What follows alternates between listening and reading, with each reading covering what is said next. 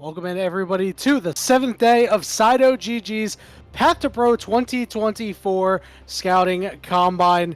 Again, it's just constantly a stream of really good players that we are going to see for the next 2 weeks because this is finally the end of the first week. My name is Yanni. I'm joined here by Alk Battery. Alk Battery, we are already way into the draft, but even before we get to that, I have a couple of returning players today who have been showing up, to put it really simply.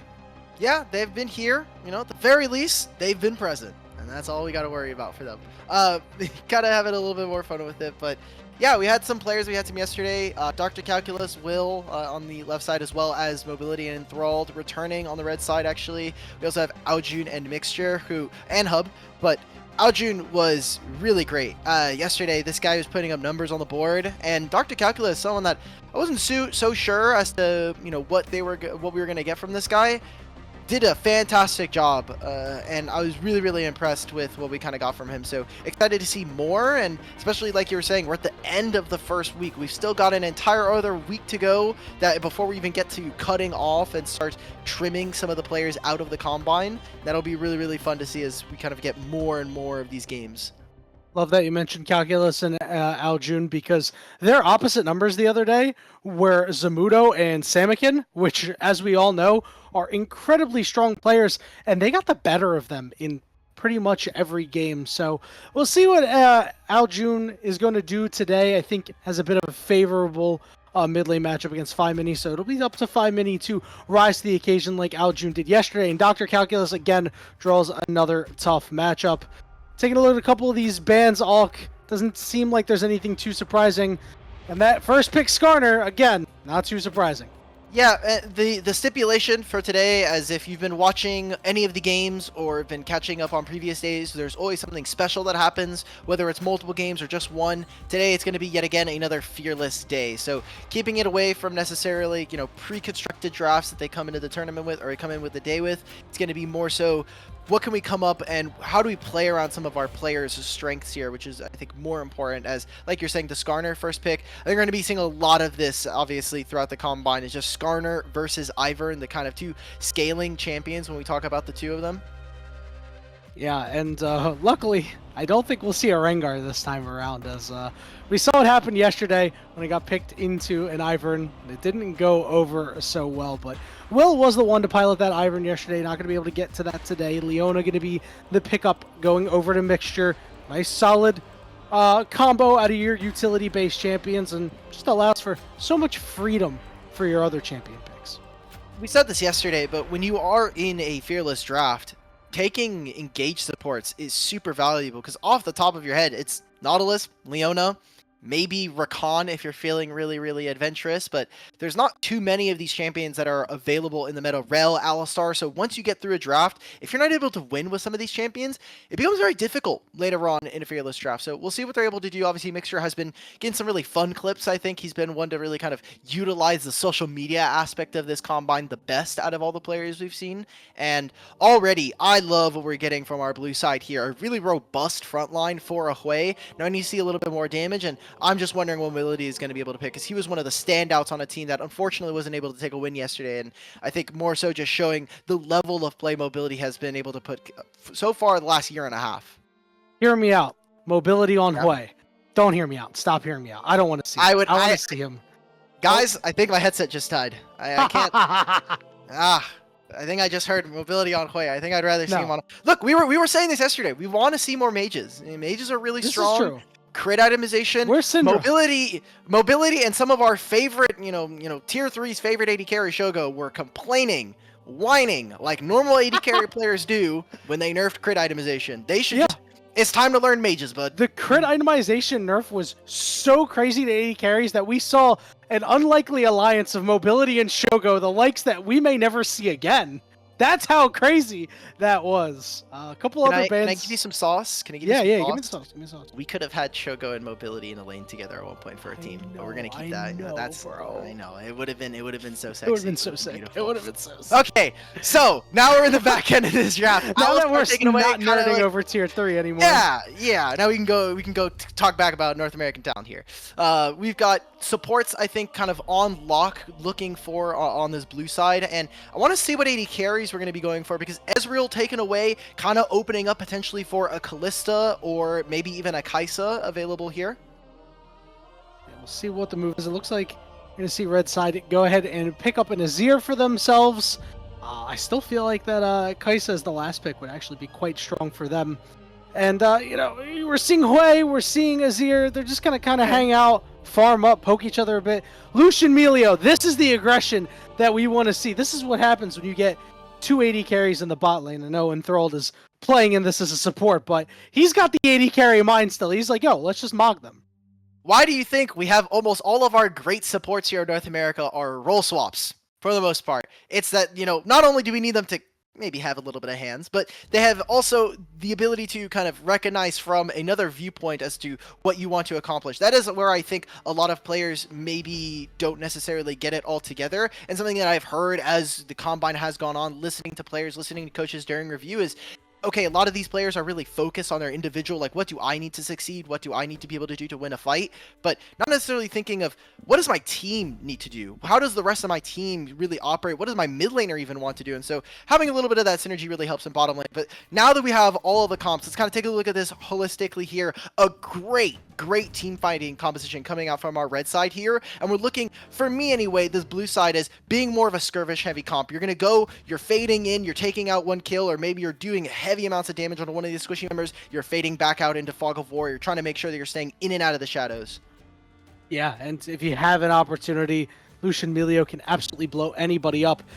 Team Crimson on the other side, they're going to have to be rather reserved, because Azir and Zeri, they do take quite a bit of time to actually get online, but if they manage to get there, I'm sure that this Ivern will be able to keep them upright without any problems against Team Calculus.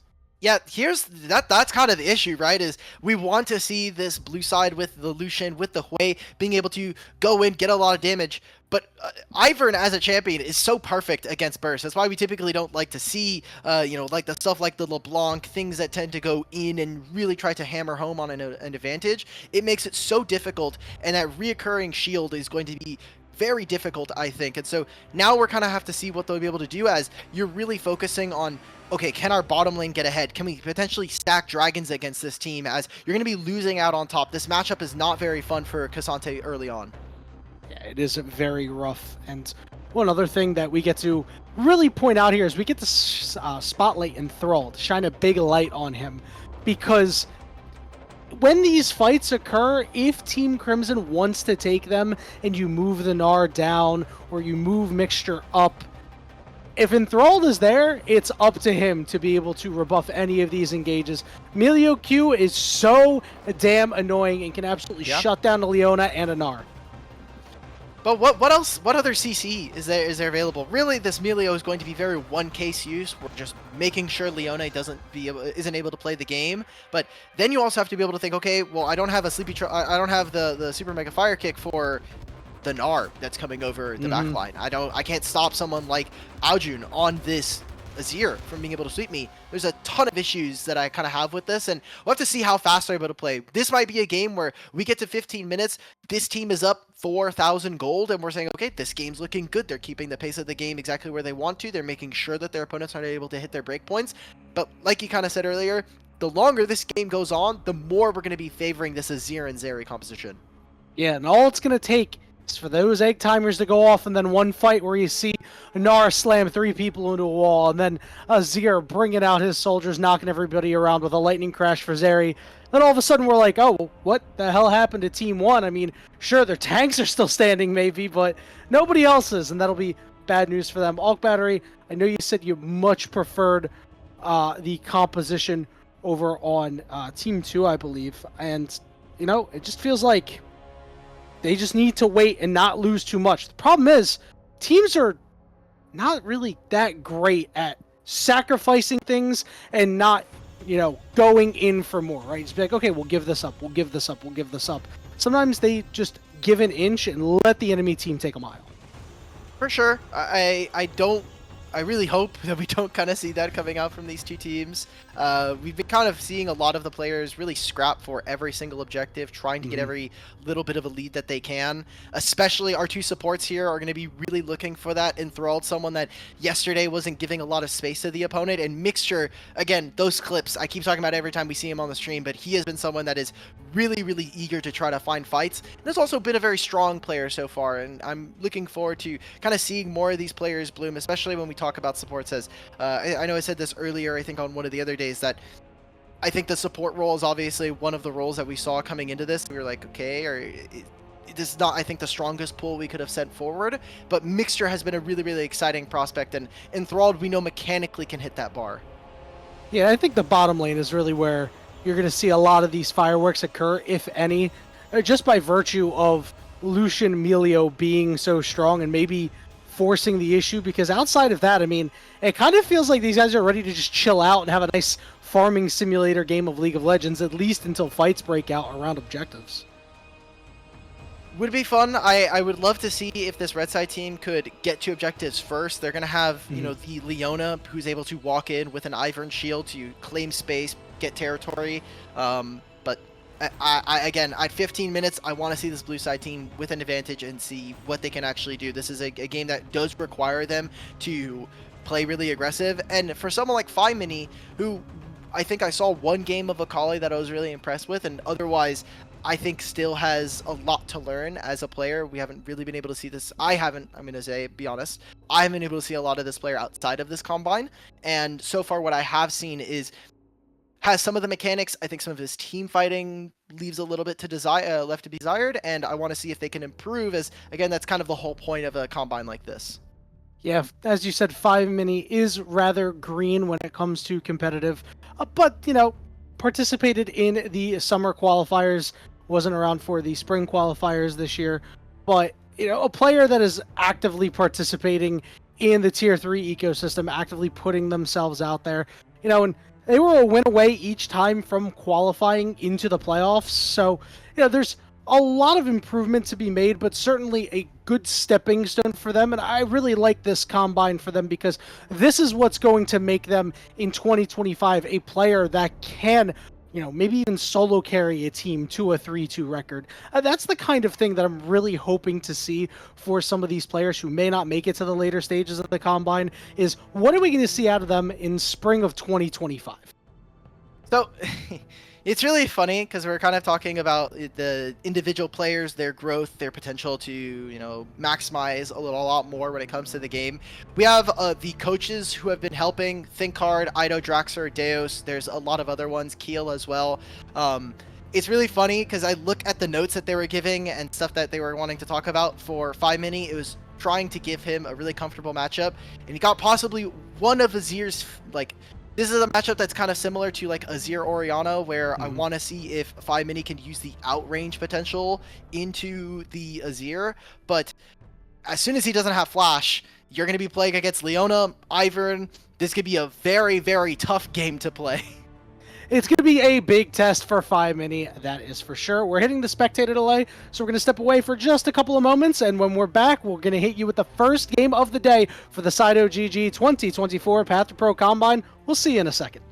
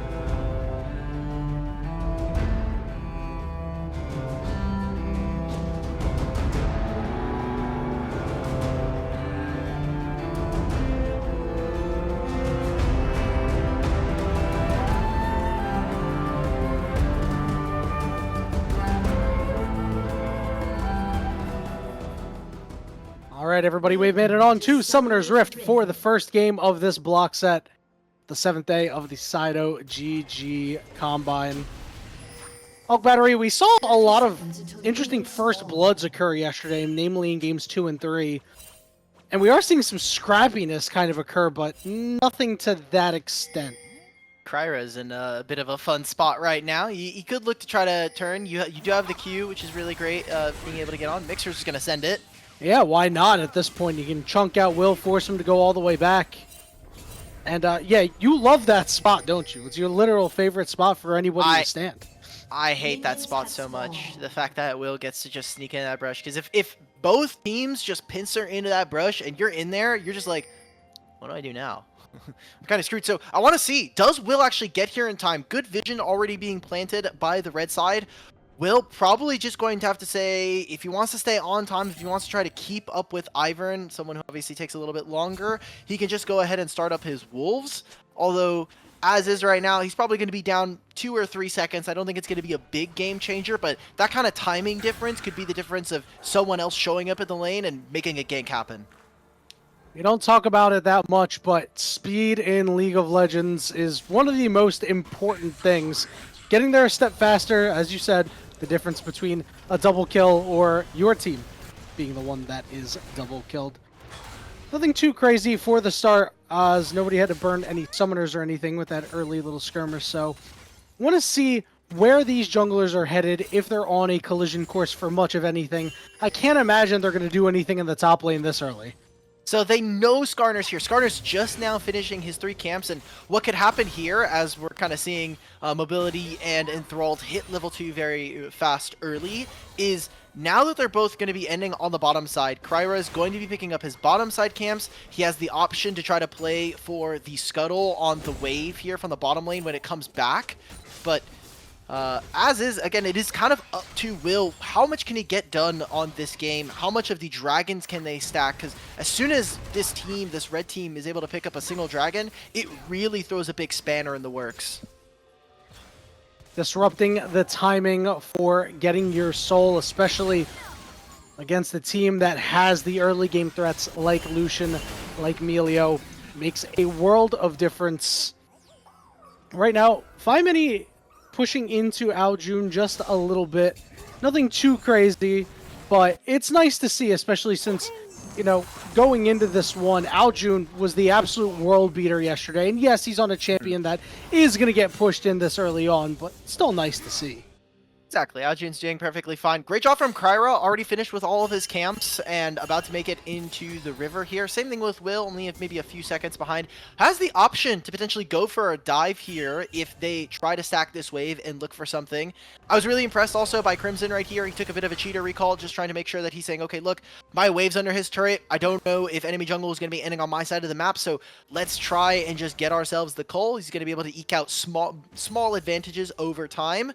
And there you go. Looks like they're going to be trying to start this up. As soon as they see that there's no camps here on the bottom side of the map, that's kind of their potential to say, hey, well, maybe we're looking for something. Well, Mobility's going to let himself get engaged on here. How able to get to the side. Ignite going down. This could be problematic. The barrier's been used. Will finally finds a way in, and they're able to pick up first blood, and Mobility looks like he'll get out alive. He won't be able to take out Mixture, but it took him a little bit, Alk Battery, but he got there. Yeah, Will with the instant Ishtal impact just goes right in. He flashes over the wall. He gets the E. They crash into Hub. And that's going to be a lot of summoner spells used. But again, it's that big wave that they're missing out on and the kill going over to Will. So lots of gold being accrued by this blue side. And it's going to get rougher and rougher right now as thankfully, Kryber is getting some on the opposite side of the map, but it's just feeling, again, some of those matchups we were talking about. Okay, the bot lane should be smashing. Right now, Kasante's doing perfectly fine. He's actually even with the Gnar. The wave is coming back to him. His jungler is potentially in the area, although he's just recognizing all of his camps are gone. Feeling pretty good if you're on this blue team right now. It's literally perfect right now, Alk Battery. The one matchup that looked like it could be problematic in the early game, Calculus mitigating it quite well. We're seeing that the Grubs will be up in a little bit. Obviously, it'll take a couple of minutes before we actually see any action there. Maybe we'll see the bot lane move up if they're able to get a wave or two in. And, you know, it looks like you're going to want to fight for them just to make sure that Crimson can't get them. And it's so cool to see, just because we were kind of talking about the fact that Crimson got an early recall in. It does mean that he had to sacrifice some of this. You can't cheater as easily as you could in the past. Before, it was like, okay, well, the waves are crashing at different times in the side lanes and the mid lane, so you can very easily just leave. But since they boosted minion movement speed a few patches ago, it's made it very, very hard to try to go for this as, oh, we're just getting it all out. Calculus is going for it. The question is, will he be able to close it out on Crimson? Crimson still has his flash available, so he'll be able to just walk it out without too much of an issue. Aljun thought about it for a minute there. He was close. He just, unfortunately, he hit the curve at the wrong angle. It's like when you're going inline motorcycle and you're just like, you're just right outside the curve. They do, by utilizing that ultimate from Dr. Calculus, it forces the recall and the teleport from Crimson, which could set them in a weird spot as he has to spend all of this time building back up his Mega Gnar, and even when he has it, he won't have the ultimate up. Aljun is going to move over here, and the question is, will him and Kryra actually be able to do much of anything here? One grub already going the way of Team Calculus, and Crimson coming down to cause that pressure, force Calculus and Will back into their own jungle. 1-to-1 on grubs right now. They should be able to secure this last one. Crimson getting very close to Mega Gnar at this point. 5mini also has the ultimate, but Crimson still doesn't have this ult. If he can't make it work, then it's going to be coming down to whether or not they can actually force maybe another summoner spell. I mean, Crimson's just going to be able to dive. And the nature of these bot lane matchups, I'm going to hold that now.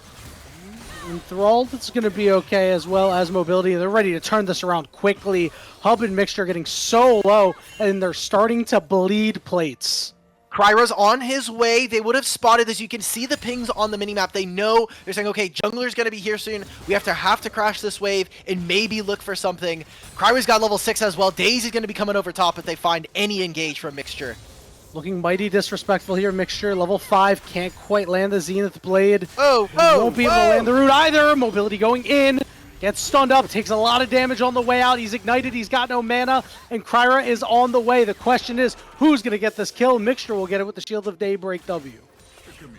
Is that what that was? I feel like it looked really close to just being the shield from Ivern exploding. I don't know if that actually gives the kill credit over to Leona or not. This is a great question. The trigger seed should give it to Ivern if, you know, the game was correct and felt. Oh my God, Crimson, you're getting solo killed. Okay. Crimson might be getting solo killed, but a well-timed flash. But the problem is, Will is up here. The flash wasn't as well-timed as we thought, as Will will close it out. Why? Crimson! No, that's not supposed to happen. And then he stepped back in. He was like, I'm back in. And he's like, oh, wait, I'm out.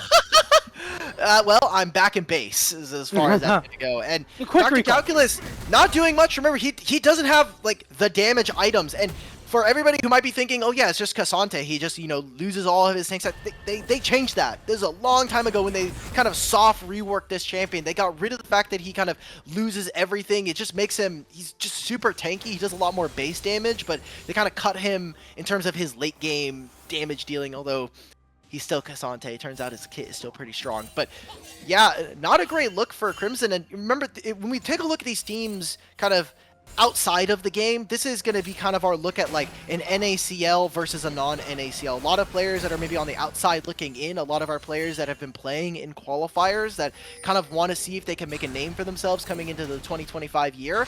And I mean, Dr. Calculus so far, 2 days in a row, has been really, really impressive. Not only against Crimson, but then when we saw him yesterday, we were saying, okay, up against Zamudo, what do you got? And both individually and when it came to team fights, it seems like he was just a little bit more dialed in. Couldn't agree more. And in this matchup too, where generally Gnar will have the run of the lane early, simply by virtue of him being ranged, Dr. Calculus able to mitigate that, not be too far behind in CS. You'll find yourself in this matchup in the NACL quite a bit if champions remain the way they are. So this is a very nice thing to see from him and the rest of his squad as they've converged onto the Dragon on the bottom side. Okay, so not only have they been able to steal one of the grubs, they've also now taken their first dragon here at 10 minutes. It's not exactly the same pace that I think I would have wanted to see, especially with the flub that we saw on that bot lane play with Mobility and Enthrall, but it seems like they're not letting that deter them anymore. They're just calling out the culling, trying to find Hub. Now Hub took so much damage there as Mobility and Enthrall continue to rule the roost down there. Almost a 30 CS lead Hub's gotta stick around. His barrier's gonna be up soon, so luckily, because Will's on the top side of the map, not really in danger of getting dove.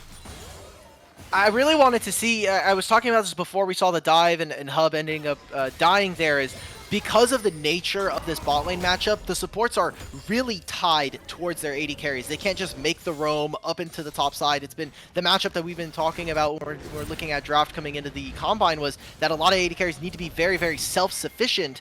And now, because they were able to get that recall in, because Hub had to stay for an extra wave, they pushed it in, and now they're moving on towards this, towards these grubs. I mean, Mixture is going to be late. He will have his ultimate, which is really important, but instead, what they should be doing, like we kind of see, Dr. Calculus can TP back in. Fi Mini will have this ultimate and available. How many more grubs can they get? They need to be able to grab 2 of them. It's just going to be 3 maybe here for the red team. Now they're completely split. Aljun and Mixture can't get close. Will with an impale, only on the 1. Can they burst Crimson before he goes Mega? He's still healthy, but he will finally fall. Mobility putting a lot of damage. Aljun, Hub, and Mixture on the other side, realizing they have to give up the grubs. It will be a 3-3 split, though. Unfortunately, they were just too late. The 3-3 split is not bad. It is something that we were expecting for this red side to get a large majority of, and just being able to go evens with the opponent, not exactly what we wanted to see. I think, again, because of this bot lane matchup, they're doing such a great job of destabilizing the lanes and making sure that Mixture isn't able to move. Something that has been his strength not only in the qualifiers, but so far in this Combine, is making sure he's in the right place at the right time, and also just having some pretty great individual engages. We just haven't seen it this game so far. Yeah, that's the problem with being tied to the hip to the AD carry. They've been trying to do their thing, but the opportunities have not quite been there. One thing we didn't really mention, Fi Mini was the one who picked up a kill in that fight. Give him a nice little leg up onto Aljun, who is CSing quite well at this point. Good job from our mid laner here. Aljun yesterday, again, had a really great performance. We'll see if he can do it again on the Azir. He's had some looks. Fi Mini, though. Oh, this is disrespectful. Fi Mini is in so much trouble. He does have Flash available. He'll be able to get over the wall.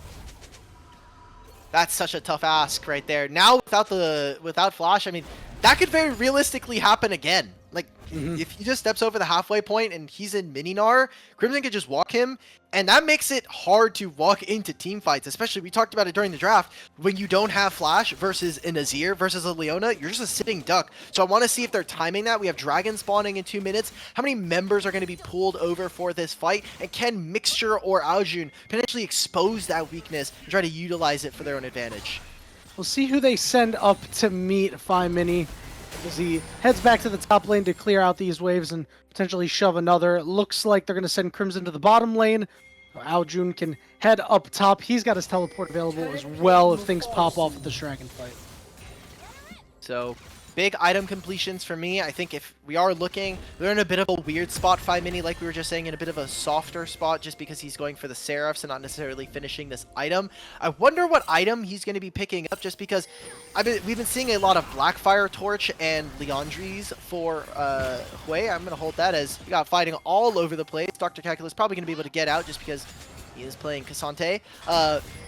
Mana problems on this champion are pretty dangerous, but when you have the Seraph's Embrace, that is just another lost chapter item, so I don't know if you really want to be building 2 of those. Aljun does so much damage to Will right now. I know Will is all HP, but Aljun's only on 1 item, and it's just severe the amount of damage that Azir is doing right now. I think you're right when it comes to the itemization. I think that Fi Mini could see some good value out of a Torch, especially against the 2-tank combo of this Leona, of the Snar. They just need to find a way to get these shieldings taken care of out of Cryo. Hopefully that'll come out of mobility later. Rift Herald started up by Team Calculus. Should be able to get it without a contest. Yeah, I wonder if they're going to kind of turn this play into, you know, stumbling more into a dragon here, as the bot lane of the red team has to take a recall. Hub, I feel like every time we come back to Hub, he's down CS and just getting mollywopped by mobility, which is kind of the nature of the matchup, but not really what you want to see, because now they can take control of top side. Will is here, and mostly just a shadow, knowing that Fi Mini doesn't have the flash, and the only camps he has available are his bot side camps. They do need to be worried. Are they going to be investing the Herald here for this Drake, or are they going to be using this to potentially transition into mid lane and look towards this dragon that has already spawned? Will is going to try to create his own luck here. Not going to land on the Aljun. Teleport's coming into match. Mixture all the way in. Gets a slow out. They're going to target 5 mini. Calculus trying to fade back to help the team. But Crimson gets pulled by the Impale critically. That means that Will be the only one to go down. Unless there's some further engaged shenanigans going on. It looks like Team Calculus will be able to pull out, but wounded. Guys, if the stream goes down, it's because our producer got hit with 5 minis ultimate, okay? That's just how it goes. I feel bad. I hope everybody at home is safe. But yeah, 5 mini missing that ultimate is such a huge game changer as they're not able to put down massive amounts of AoE damage. It would have also stopped certain members from walking up as they don't really want to be in the spiraling despair. So it turns into Will going down and so many resources invested just to get 5 mini a wave and a half. Don't know if this is necessarily what they wanted to do. Now they also lose the dragon as well. We talked about this during draft. If you want to try to stay ahead, if you want to see this blue team succeed, they need to be staying on top of the Drakes and try to match scaling by utilizing the dragons as a lever. There's a snappy response there by Team Crimson. I don't think that Team Calculus expected so many people to be up near the top side because, hey, they're going to go to the dragon, right? They want to interrupt our dragon stacking, but Team Crimson gets all of the riches and then some. Right now, Team Calculus was doing such a good job of destabilizing the early to early mid game. They haven't really been doing too much. Aljun has been unfazed this entire time.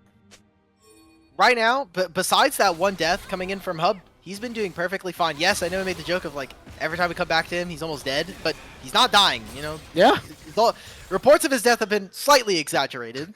And now we said coming into this game, I wanted to see at 15 minutes about a 4,000 gold lead, and we're barely surfing over 1.5 right now. So very, very particular spot to be in as this blue side. You really want to try to maximize a little bit more of your advantages. Dr. Calculus now has to use the flash. They're calling in the Rift Herald here, which seems like kind of a Hail Mary to try to take down this mid-tier 1, and it doesn't even fall on this crash. It's a very big win, I think, for this red team.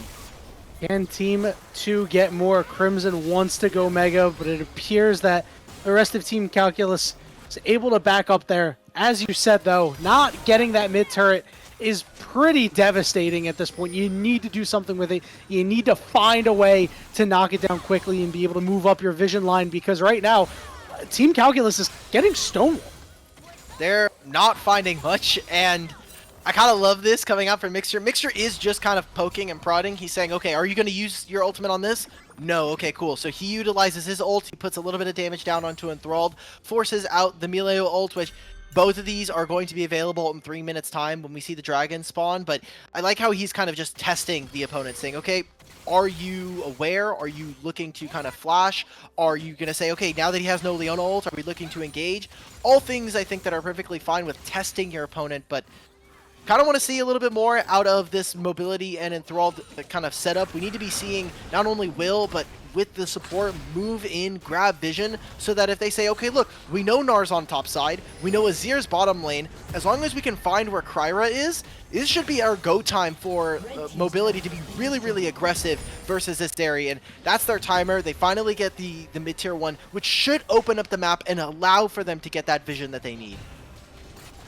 Need the vision to make the plays, and they are critically seeing this window start to close a little bit on the side of Team Calculus. Leveraging the Lucian's strength at this point in the game has to be the top priority for them. Baron going to spawn in about 40 seconds, but I'm not sure if that'll be really anything of consequence at this point with how close this game is. Close. I mean, again, 2 minutes. I'm looking more so at the item breakpoints, and there are some big ones coming in for the blue team here. Second item for 5 mini, the Essence Reaver and Collector done here for mobility. Let's see how much they can actually get done, because now with the Seraphs complete, I really want to see them not only leverage how strong this way can be, maybe they try to find a pick onto Crimson, and that should open up the map huge.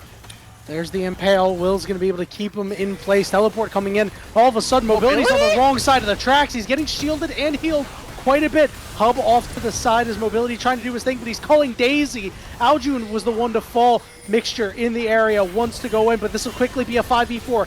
Calculus is the target, but they can't take him out. 5 mini off to the side, looking to make big plays. There's the spiraling despairs. Mixture falls. Severing Bolt not going to do a whole lot of damage, but serves to force off Team Crimson.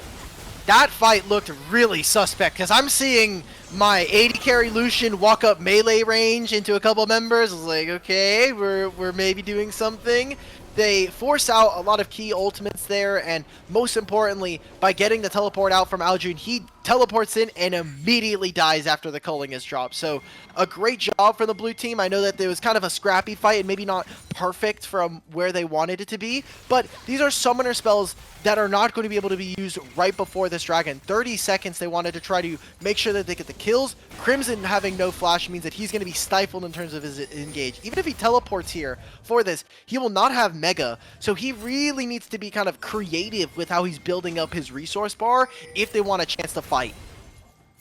Aljun still has flash available, and I'm sure wants some revenge for the way that last fight went. Dragon up in 3 seconds. His Team Calculus is already in position. Mixture, though, a nice little flank. Crimson does have that teleport available, as you mentioned, but doesn't look like he's too interested in actually utilizing it here. Just looks like Team Crimson will seed this dragon. And again, because they interrupted the earlier stacking, it's not the end of the world. And Aljun's just trying to catch a wave, man. He's like, can I please catch this bot wave? He's like, make sure, I need you to shadow me. I need to make sure that I hit my second item, because he's pretty close to finishing off the Leandries. Crimson now going to be hitting Mega Gnar. No one's near this area. We'll see if anything actually occurs here, because they got some thick health bars, but these champions have some damage too, as Crimson has decided, I want to fight this, slams him into the wall. Kryra in the area, can't quite land the root, but Calculus wants to go in and go all out. Crimson has to leap away, as Calculus trying to outrun Daisy. Looks like he'll be able to do so as he finds a way to the turret. No! Lands the Q! Great job there by Kryra. He claims the shutdown. You wanted it on the Gnar, but, I mean, he earned it. Look, I'll take it on Ivern. Ivern scaling is really ridiculous. Yes, Gnar is going to technically do more damage and be more flashy, but Ivern with gold and experience is really great, as Mixture now trying to find some vision, trying to do something a little bit outside of the mid play, but it's going to be the suppress. Suppress is huge, and mobility is feeling fine right now. Oh, he dashes to the side, but right into Crimson. Will trying to run point man to keep everybody away, but Crimson leaping forward and is caught enthralled. It's more disaster striking for Team Calculus. As you said, why not? Hulk Battery, why not? They do so much damage on this, especially with the Zeri, and now Ivern's kind of empowering them. Dr. Calculus is back. He called in the teleport. Aljun has to hoof it on over. The Emperor's on his way, everybody, but you gotta buy time. Dr. Calculus taking a calculated risk here. The question is he going to match Spiraling Despair? He manages to thread the needle. Great job by Phi Mini. Calculus buffered Aljun's ultimate. Look at how low they are. Hulk Battery, you just need a little bit more. Phi Mini from downtown. The Severing Bolt gets a big shutdown on top of it. Now, does he keep looking for more? Severing Bolt just barely spaced out there by Aljun. He doesn't know who's in the brush.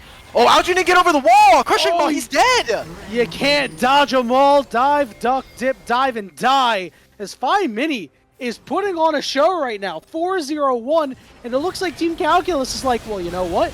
We fancy ourselves a Baron. They're like, hey, wait a minute. I like what those guys were doing. Those guys were starting the Baron. Let's start the Baron after they're dead. We'll make sure to grab that Crimson. If you can grab this top tier, this bottom tier one, it'll be a nice consolation prize. But aside from that, it was a great fight. And as soon as Dr. Calculus is already TP'd in, you're thinking, okay, can we actually go for this? If you already are stutter stepping on that decision, it's too late. You've already kind of lost it. And unfortunately, Aljun just not having that teleport means that plays really, really difficult. You would think a team that has Ivern, Azir, and Zeri can do this very fast, but without one of those members, it's very difficult. And we kind of get to see that play out in real time. Now we get into a moment where 25 minutes into this game, we're hitting 3 items for some of the carries here on the blue team, and Phi Mini is becoming more and more dangerous. The laning phase was a little bit suspect, and we kind of saw some of the side laning, but the individual play, his micro on this way just does a lot of damage right now. I don't want to take anything away from Phi Mini, but this champion is quite broken. Good news for him is outside of that one miscue in the top lane, he's done a good job of keeping himself out of harm's way. After burning that flash to Crimson, I think he realized, okay, I need to step up a little bit. I need to be a little bit more judicious with my positioning. He has done quite well with that. Dragon coming up in about 1 minute and 20 seconds as Team Calculus is just infesting the bottom side jungle, making it completely their own, trying to utilize this Baron buff and squeeze a little bit more gold out of these structures because there are 3 inner turrets still standing. That's a lot of gold ready to pour into these pockets. And this is such a good spot to be in if you are on this blue team, because we are talking about them being able to play really aggressively. They're taking down turrets. Oh, we're back? Wait. Oh, are we back? We're back? Okay. We're back. Yeah, we and got a fighting fight going on. Get in There's there. a redemption coming out. Crimson is full HP and has the Gnar bar, but it is ticking down. Doesn't have a way to get close. He does have that flash available, so maybe Team 1 will give an opportunity for Crimson to make a play, but it's got to be very soon. This Gnar bar does run out. Aljun coming in from the side, perhaps looking to scoop people up. He's not on vision right now, and he knows it. He's going to try to make this big play. Question is, how much will he get? Decides to hold off, and they're going to go front to back right now. Will going to impale too. Aljun from the side, just dumping in as much damage as he possibly can. But now he's become the target, and he flips everybody off to the side, but he can't get any kills. Lots of low health bars, but no ways to convert. Hub, half HP, down to low HP, down to using flash from the Severing Bolt, as Will looks to charge for more, but he's low. Going through the terrain, wants to make an Ishtal's impact, but he can't get close. Mobility dashing forward, trying desperately, but getting low on HP. Daisy has joined the fight. That could be the turn. Crimson with a huge ultimate, and Hub was able to clean up a couple extra, and now it's Will turning tail, running scared as the entirety of Team 2 is on an onslaught. They're not able to chase him down, but they salvage the fight. Hey, look, as bad as that may have ended, they still got the dragon, and guess what? That's going to be sole point here now for the blue side. A pretty risky fight. I think Aljun just a little too late in that fight. He made the hero play, but at that point, everyone's already left the wings. You know, exit stage left. They're already off the stage at that point, and it's just a little too late for Aljun to do anything. Now, 5 minis on 3 items. Mobility is trying to eke out what damage he can, but when you are playing this Lucian, your dash is so valuable against some of the high-ranged members like the Azir, and Ivern tends to play a little bit of a higher range just because he can stand next to his carries and just give them infinite amounts of shields as an enchanter. So, big stakes now coming into this as gold is basically even. We are at 29 minutes here, and we really wanted to see if this red team could keep the pace of the game. They've got 3 minutes time to try to make history in this game and put up an Infernal Soul. That right there will potentially give them enough damage to be able to burst through the front line. But as is, again, that ticking time bomb, those egg timers we wanted to see are starting to tick. Rushing into land just on the Mixture, but now it's Will who's forced to flash away. Spiraling Despair hits another good target in Crimson, and Mixture gets bursted out by everybody. Calculus on the side, looking for a little bit more, but he can't land a knock up on anybody as Hub and Crimson are able to get away. Another 1-0 for the side of Team Calculus. They need to make something happen off of these. They cannot afford to just sit and rest on their laurels. The longer this goes on, the more that there's a potential for this blue side team to pick up the Baron in 10 seconds time. They have a lot of damage for it. You know that they're not going to be here to try to contest. And there we go. It's going to be a 31-minute. Are they going to go for it? No, they're just going to try to attend the side lanes. Will trying to clear out some vision that's sitting behind them. I don't know if maybe they just don't feel comfortable with having Enthralled back in base right now, but I think it's a very real possibility. They're going to instead opt to go back to some of the laning phases, and Dr. Calculus has really dropped a lot of side lane farm. He's been trying to learn or try to catch up with the rest of his team, but now he's almost 70 down. He's 2 levels, so he doesn't even have level 16 to get that 3rd point into his ultimate, and Crimson's going to have a pretty big experience lead. All that he needs to do is actually turn that into a gameplay advantage and find a big Mega Gnar ultimate, but that hasn't really come true so far in this game. Now, luckily, Calculus is on a tank, but this is something that we saw yesterday. His opposite number yesterday, Zamudo, had a very similar problem where he was dropping side waves, dropping farm, dropping EXP. Now, again, as we said, mitigated a little bit by him playing Cassante. But certainly something to keep an eye on. And I think that Team Calculus left this Baron up because they knew it wasn't guaranteed. Maybe want to try to leverage it as an objective trade because they know that this dragon is up in 1 minute and 10 seconds time. It is their Infernal Soul point. I would prioritize the Infernal Soul if I were them, but sometimes you aren't able to actually make that decision. Okay, and anytime there is a big play, we're talking about the fact that, again, this Infernal Soul is coming up. If blue side messes this up, if we see one member get picked before the fight, if they're not able to kind of turn this into a real advantage, that Baron is going to go fast missing. Immediately, Mobility pulls a trigger and Huge tries calling. to hub. Oh my goodness, what a combo! Mobility and 5-Mini getting the job done, and now it's a 5v4. Casante's not quite here yet, but they got the numbers advantage, and they say, we don't need no stinking dragon, we can go for the Baron. Fast does this actually end up getting done? It is a Hui with a bunch of damage items, Mobility obviously very fed. If they can do this before the dragon, I think it's great. It's already half HP and we still got 15 seconds. They're going to be able to walk on over, but this is a team sitting with Azir. They're going to just drop it. They're going to just try to utilize their Baron to try to take turrets and say in 4 minutes time, the map will be in such a good state for us that you will not have time to be able to contest us, or you're going to lose so much more on the map. They do technically have 2 more dragons to play with as like kind of house money, but I think you would have probably wanted to just turn that into immediate favor, and maybe, you know, maybe they're just cooking. Maybe they're saying we don't actually want the Elder Dragon, but I'm going to be honest, Infernal Soul is still pretty broken, so I don't know how I feel about this trade. Considerable amount of risk on both sides. Alec Battery, 2 turrets so far for the side of Team Calculus. Another culling. Most of it's going to land on a Mixture. Mixture gets rooted up. It is going to fall. They get him again. Great job here from 5-Mini and Enthrall there, doing their things. Mobility as well, just putting on a show. As now it is time to put the squeeze on. Crimson is split pushing, realizes that defending this inhibitor is folly, as that is huge, a big gut punch to Team Crimson. And while this is happening, Crimson himself is pushing on the bottom wave. We saw them kind of triggering the recall a couple of times, saying, do I have to recall? Do I have to recall? It seems like the team calling them off, saying, look, we're going to lose the inhibitor regardless. Let's just cut our losses and try to get what we can on the map. Taking that tier 2 is going to be a small bounty for the side of Team Crimson as they get gold into the Gnar. He's 4 items. He kind of has to make the big break moment, and Hub as well, someone that we haven't really been able to talk about all that much aside from, you know, prodding jokes and the butt end of some of these matchups, but he's now sitting on 3 items. If he can finish this Infinity Edge, which he's a crit cloak and a little bit of spare gold away from, that 4-item power spike in 3 minutes could be what gives this team the angle to get back into this game. We said it. We said it time and time again during the draft. It's a time bomb waiting to happen. You have Azir and Zeri with an Ivern behind you. You should be team fighting monsters. But right now, they just haven't really been able to pull it off. As long as they don't lose the game before they can get to these items, it'll just be a matter of how far can their mechanics in a fight carry them, Alk Battery, as they're facing pressure from all sides. Look at this big minion wave that's going to pour into the top lane in a second. Calculus doesn't even have to hit the damn turret. The minions are putting in so much work. This mid inhibitor turret has fallen, and more pressure localizing on the bottom side of this map as this turret's half HP, and they're given plenty of room for Mobility to do his thing.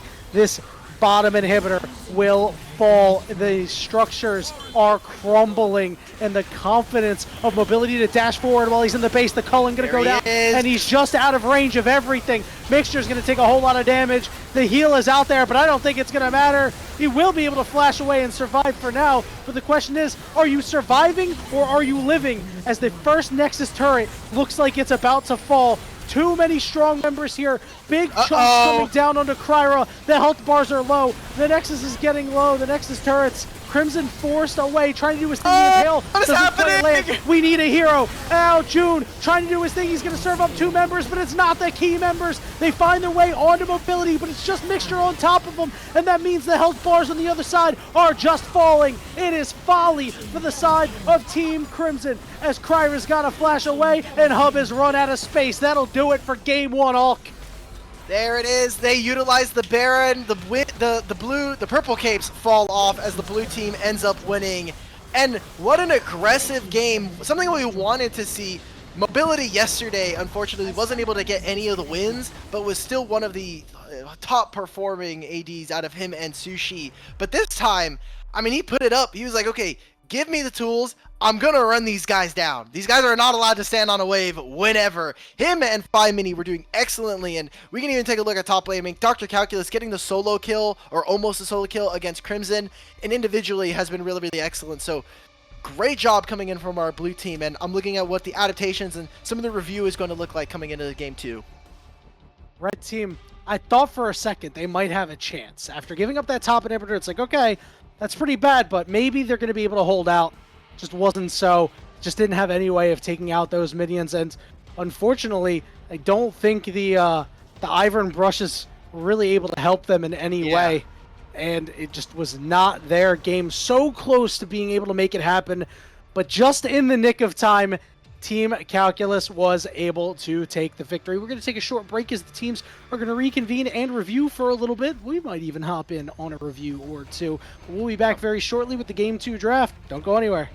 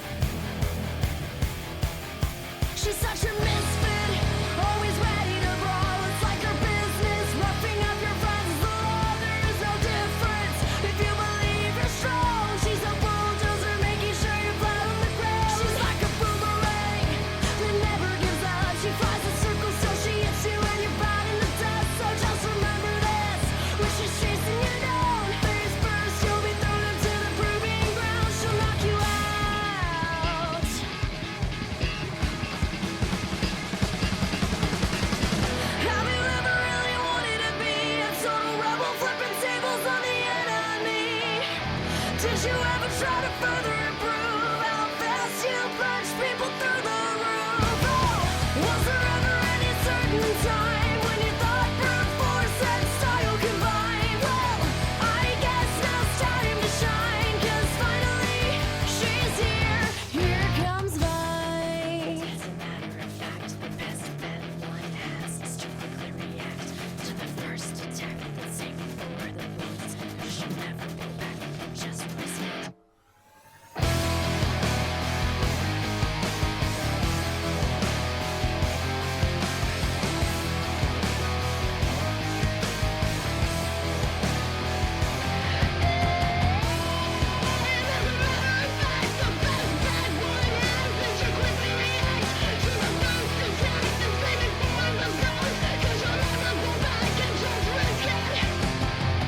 Have you ever really wanted to be a total rebel, flipping tables on the enemy? Did you ever try to further improve how fast you punch people through the roof? Oh, was there ever any certain time when you thought brute force and style combine? Well, I guess now it's time to shine, 'cause finally she's here. Here comes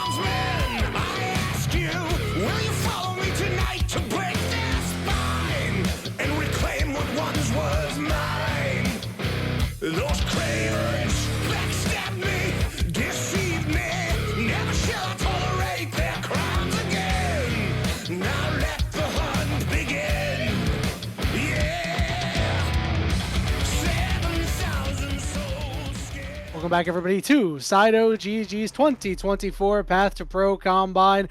Yanni and Alk Battery still giving you all the action. The teams have switched sides. A lot of champions no longer available, Alk Battery, and already we're still seeing the power picks taken away, Aurora and Yone. You have to think that eventually some of these players are going to get these champions, namely Aurora. I haven't seen it yet. Yeah, we've had some Aurora games. It's been okay. I think we got to see some of the power of it, specifically through mid laner. A lot of the mid laners have been really opting towards this champion.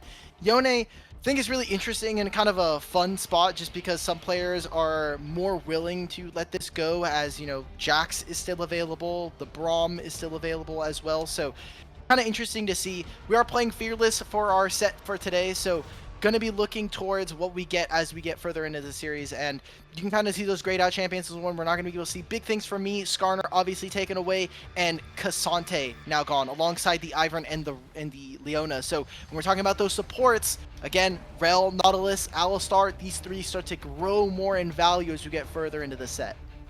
Typically in the second half of the draft, that's when you see the bans head that way. I like that the bans are so far really centered on the mid laners, especially since Azir is gone and Hui is gone as well. I like that these guys are going to be still skill tested. They're going to have to dig a little bit deeper into the pockets.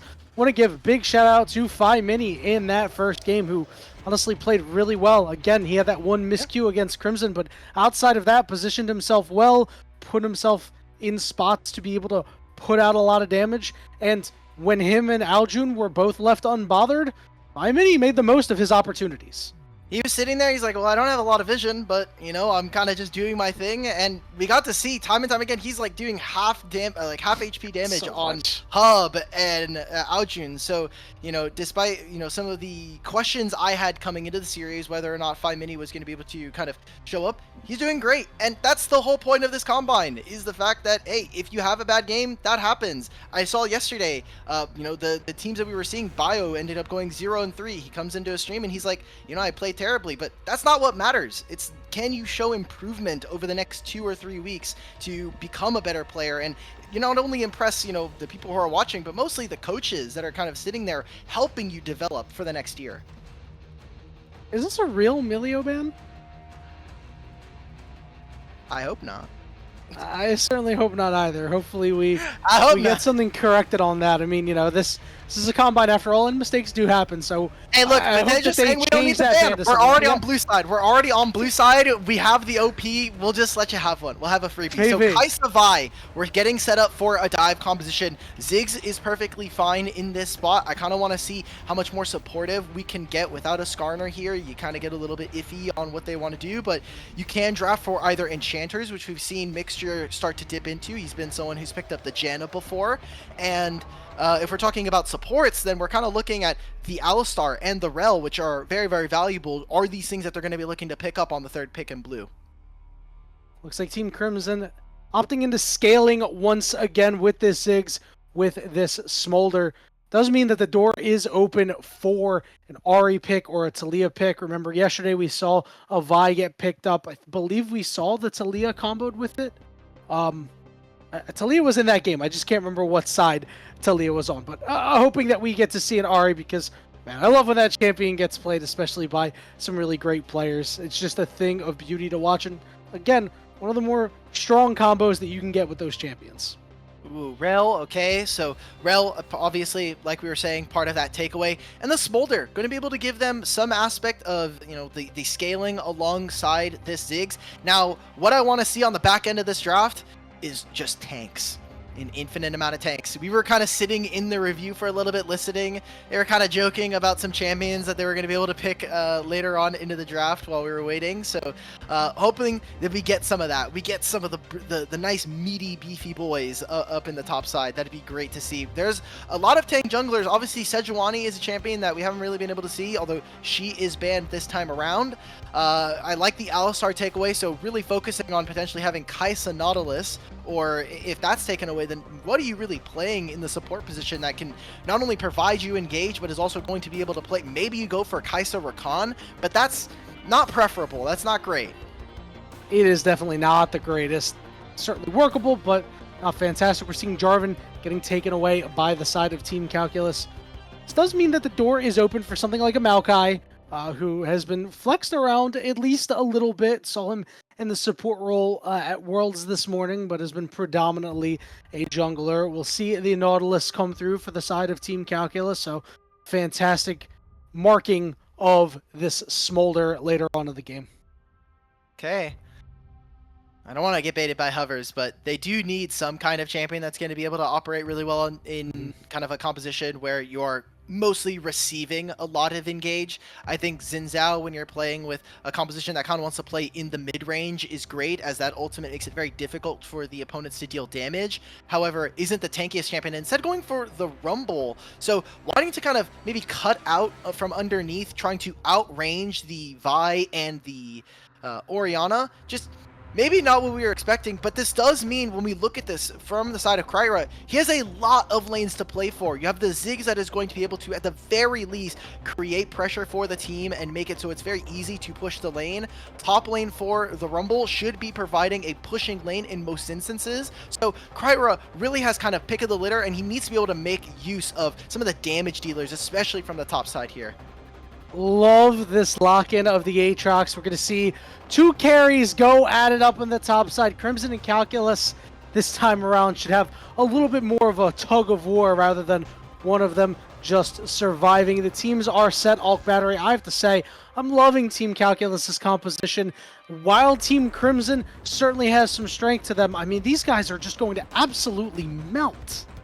Yeah, the thing that we're going to have to watch, can this red side actually get it done? Which is kind of what we said in the last game, right? Like, we wanted to see them play really, really fast, play around their bottom side, and Mobility was able to get that done. He was putting up really good numbers on the board. And hey, 5mini, I think one of his really, really impressive games earlier in the week was on this Orianna. It was him versus Otter, and he was kind of just popping off. So if we get to see more of this guy, again, this is a guy that I haven't seen all that much of, and more alongside of playing with someone like Will, who has a ton of experience, that kind of duo can be very, very dangerous when you have such a composition that's, I will say, very easy in execution. You are just going to be looking for a Vi ultimate with a Nautilus. You can really, really hammer home on some fundamentals.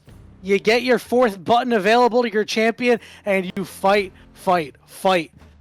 What I also think is really fun about this composition, and more so about Will in 5mini, is that I think they're quite strong as a 2v2 compared to Kryra and Aljun. Like, sure, I think Kryra might be the strongest champion of the four, but listen, Orianna and Vi have to be right there, and if they're able to utilize themselves as a two-man unit to wrest away some control, maybe Enthralled gets in on the action, all of a sudden we're looking at a team that can get some quick picks. So what they need to be careful for is, I want to see around the 3 to 4 minute mark what we get from this Vi and Xin Zhao, because what's going to happen is Rumble's going to be in a spot where, because he has to use his spells, he's going to be able to easily push the minion wave, and if it's in front of this Aatrox's turret, we've seen Dr. Calculus start to outplay it against some of these top laners here in the Combine. There's an instance where maybe he finds a solo kill, he opens up pressure on the map for them to potentially even contest for Void Grubs. When you have a Rumble, it's similar. It's basically like AP Renekton. The easiest thing to say is, we want to see this team with Void Grubs. You want to be able to utilize this Rumble. He's able to just cheat priority by utilizing the ultimate as well. So if Dr. Calculus can try to find a window, he can open something up, and depending on where the junglers pass, that's what I really kind of want to see. Where are junglers going to be focusing? We could talk all we want, go blue in the face about, you know, jungle pathing. They could be going towards top lane. Maybe you're trying to just protect Smolder and play around mid, but until we can actually get into the game, these junglers have kind of been creative, especially Kryra, who I think has been getting a lot more nods towards the end of the NACL split, and we got to see him play on that CCG roster. He's been someone that's been really, really surprising, and in the Combine, I think has kind of led his own kind of development as we go through. Yeah, and Kryra just had a short stint in Tier 3. Like, that's how quickly this guy evolved. He was in Tier 3 for like all of a minute, and then suddenly found himself in Tier 2, playing those games in the NACL, as you mentioned. There's one thing that I'm constantly hung up on that you mentioned. Everything in my brain went out the window when you said Dr. Calculus solo kill, because I got excited. I got so excited. I'm like, oh man, I would love to see that sort of thing happen. It feels like this guy is one really excellent play away from being like, you know what, this guy's up next. He's absolutely up next, and maybe he should be vying for a Tier 2 spot very soon. But Kryra, on the other hand, really has an opportunity through this combine, as you mentioned, to establish himself even further as a top flight jungler. Not a guy that you could take a flyer on and play a couple games within the NACL, but perhaps a guy that you can be like, this is a core part of a team that we expect to make a deep playoff run. We are hitting the spectator delay, which means we are going to step away for just a moment. And when we return, we'll be on the rift for Game 2 between Team Crimson and Team Calculus at the side of 2024 Path2Pro Combine.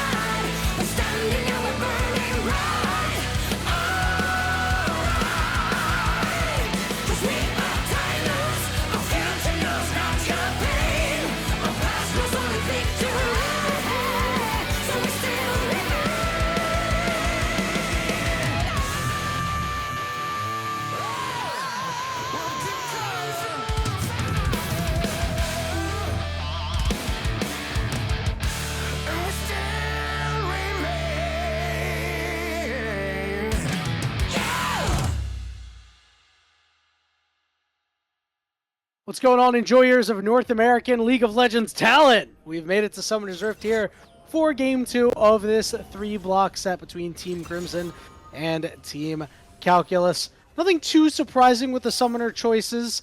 The only one could be Rumble taking teleport. You know that half the time it feels like they take Ignite, and they just want to raffle stomp lane, and the other half they want the map control. 30 seconds Yeah. until minions spawn. I was kind of wondering whether or not we were going to be seeing maybe an Ignite coming out from one of our top laners and foregoing something like a teleportation spell. But as is, we're going to be seeing them kind of stack on through. I was wondering what keystone Aljun was going to go. Obviously, Fleet Footwork taking a lot of systemic nerfs makes it not very viable for a lot of the ranged laners, and Grasping and Dying has kind of just been Minions the have replacement spawned. in that instance. So getting a lot of bonus HP usually doesn't make, it's not going to make or break you dying, but it mostly just kind of the new age sustain rune in this instance. And how much vision can they actually get down? You already see Enthralled gets an early ward that is spotted, but as long as they can know where Kryra is ending, you can kind of set up for a lot of plays or potentially even stop what the opponent wants to do. And we're getting junglers starting on opposite sides here. Will, now knowing that the enemy is on the red buff, has a couple of options, can finish this red buff and just try to hike it on over, deal one of these bigger camps, or just decide, hey, we're playing towards the opposite side. All you have to do as Dr. Calculus right now is just make sure that your wave is in a good enough spot that Xin Zhao by 3.5 minutes is not going to have time to gank you. A refreshing change, and I want blood. All Team 1 needs to do is just avoid Kryra at least until they hit level 6, right? Then it's like, okay, we can fight him a little bit because we'll have some pretty nice tools. Steve Enthralled and Mobility are going to be able to get the job done in this bottom lane here. You know it's up against a Ziggs, so you're going to be hard-pressed to actually have any kill threat in lane, but they found a way last time on champions that are obviously geared for it. You laid a stray hook. There's plenty of damage with this Kaisa. Early on, it's a bit tough, maybe with a lethal tempo, if we kind of get a fight that extends for that long, that's going to be a potential there, but as long as you're making sure that the plasma proc doesn't fully go off, more often than not, that's going to be a pretty winning trade, all things considered. Aljun, however, already out of mana in the lane. Pretty tough to kind of play as this, as a Smolder. You want to make sure that you're kind of staying a little bit healthy, you're reserving some of this mana. You don't need to be able to get every single stack early game. You're going to be able to get that eventually just by having ability haste later on. So by doing this, Aljun puts himself in a really rough position where he's going to have to recall already. 5-Minnie's doing the same, so they're going to match. It's going to be, I think, a bit of a better trade here for Aljun, as the wave is coming in towards 5-Minnie. Good job from Enthralled, but he's just over the wall, so it doesn't seem like it's going to be much. Mixture, though. Can't quite tag him, but they get close, and you said it. Just make sure that that plasma does not proc. Teleports both getting burned in the mid lane, as you mentioned. And yeah, I agree with you that it favors Aljun here because 5-Minnie, Orianna as a whole, just the QW, so much damage. And once you start getting whittled down by it, you don't have any mana left to actually contest for anything. Makes life incredibly difficult. Will showing on a ward here as the hook goes down, and Thrall gets pulled in, and it's first blood going over to Hub. There's the satchel charge. That's what we were talking about. Ziggs, champion that some people, I think, mischaracterize as, it's a mage, doesn't do all that much early. The satchel is something you can use very aggressively to forcibly reposition someone, as Kryra is here. Dr. Calculus, we said we wanted to see can your wave be in a good spot, and looks like you're getting jungle ganked, brother. Yeah, forced a flash. I like that he was a little bit tempered there. He had a feeling it was coming, but still has to use the flash. It's very, very bad. A win on two fronts by Team Crimson. Can they look for a trade here, as Dr. Calculus is constantly canceling the recall of Kryra? Will's not going to be showing on vision quite yet. Looks like they're going to try and just get this wave in under the turret. And as long as they can do that, I mean, Will have his camps respawning here as well. He can go back to his Krugs and go and finish off his Raptors. Just trying to buy Dr. Calculus time to hit the recall button, go back to base. Good enough for him. And we've got to see the supports actually move out on mid. We have Dragon spawning in 10, but real important for me is those grubs that are going to be coming up soon. We got to be seeing how they're playing around it. And more importantly for me, I think this Orianna ult is just going to be so much more impactful. You really want to try to dodge out on where this Vi is. So very important to see where our supports are getting vision and can they track enemy jungle. Mixture was there right on time to make sure that Aljun did not have to burn his flash due to Enthralled being in the area. So that's going to be a key cooldown still available once you see the level 6 getting hit by both members on the side of Team Calculus. The Dragon is up, but nobody appears particularly interested in it as the junglers both making their way to the top side of the map. As you said, Grubs looks like it'll be the play as Will wants to come in and help out 5mini. 5mini now at level 6. But Shockwave always got to be creeping in the back of your mind. Yeah, shout out to Will, bro. He's catching a lot of, accidental gold and experience. He's like, oh, I'm just helping you push your wave, and, I'm just soaking a little bit of experience. It's fine, right? But what it does is it means that Will is getting just a little bit of gold here and there, and for that, he's just helping him get priorities. Like, look, we're going to just cheat on this wave. I'm going to come mid, we're going to push, and I'm going to grab this dragon. Really aggressive play here, and now that Dr. Calculus, he's in a bit of a weird spot. His jungler's on the bottom side of the map. He doesn't know where Xin Zhao is, and it kind of looks like his wave is pushing away from him. So this is a very tough spot to play in, especially when you're what looks to be on the precipice of level 6 here. Saw a really funny meme the other day where it's like bot lane. Oh, we're trading CS back and forth. Top lane. I have not touched the minion wave for 10 minutes because that's what Calculus is going through right now, man. Listen, I'm not that good at math, but even I know that 55 is greater than 26. It's slightly bigger. It is just slightly bigger. It's kind of the lead that we saw Mobility have over Hub in the Lucian Zeri matchup. So, doing a really great job. And look what's happening. Kryra can just literally channel his recall anytime he wants. They're going to use the Rumble Equalizer. He's forced a World Ender, too. The knockup is there. I think Kryra is just going to go for it, and he will get the job done. Down goes Calculus. Double flash is used by the top jungle here on our blue side, but it gets the kill. They're going to be able to push out on this wave. And Kryra needs to recall right now because what can happen is this. Will is already going to be on here. If he can make his way, I think it might just be too late, however. They recognize Mixture as the play. Mixture able to flash away. Will doesn't have that ultimate available anymore, and Enthralled is half HP. Somehow, someway, Ulk. Mixture gets away. I mean, Mobility just doesn't have level 6 yet for whatever reason. He looks like he was maybe just a few minions off in this instance, whereas Hub already has his. Aljun's out of mana again. It's a shockwave here. QW is going to come in a second and maybe take him out. So close. Great job from 5mini this time. He's doing great so far in this series, and really pushing Aljun again. That early recall, they're trying to just play. He's going to play one more wave here, which can be a bit dangerous. Again, the minion wave change that we were talking about last game makes it so that if you are going to be backing, you really want to try and back on a cannon minion wave. And now, I mean, what he's going to do is he's gonna push this wave. He's going to recall. Mixture's going to hold this, and now they can stack a wave on mid. I want to see what Aljun, Mixture, and Kryra can do with this, because this should be able to then open them up to potentially contest for early Raptors. Find out what the move is just a bit.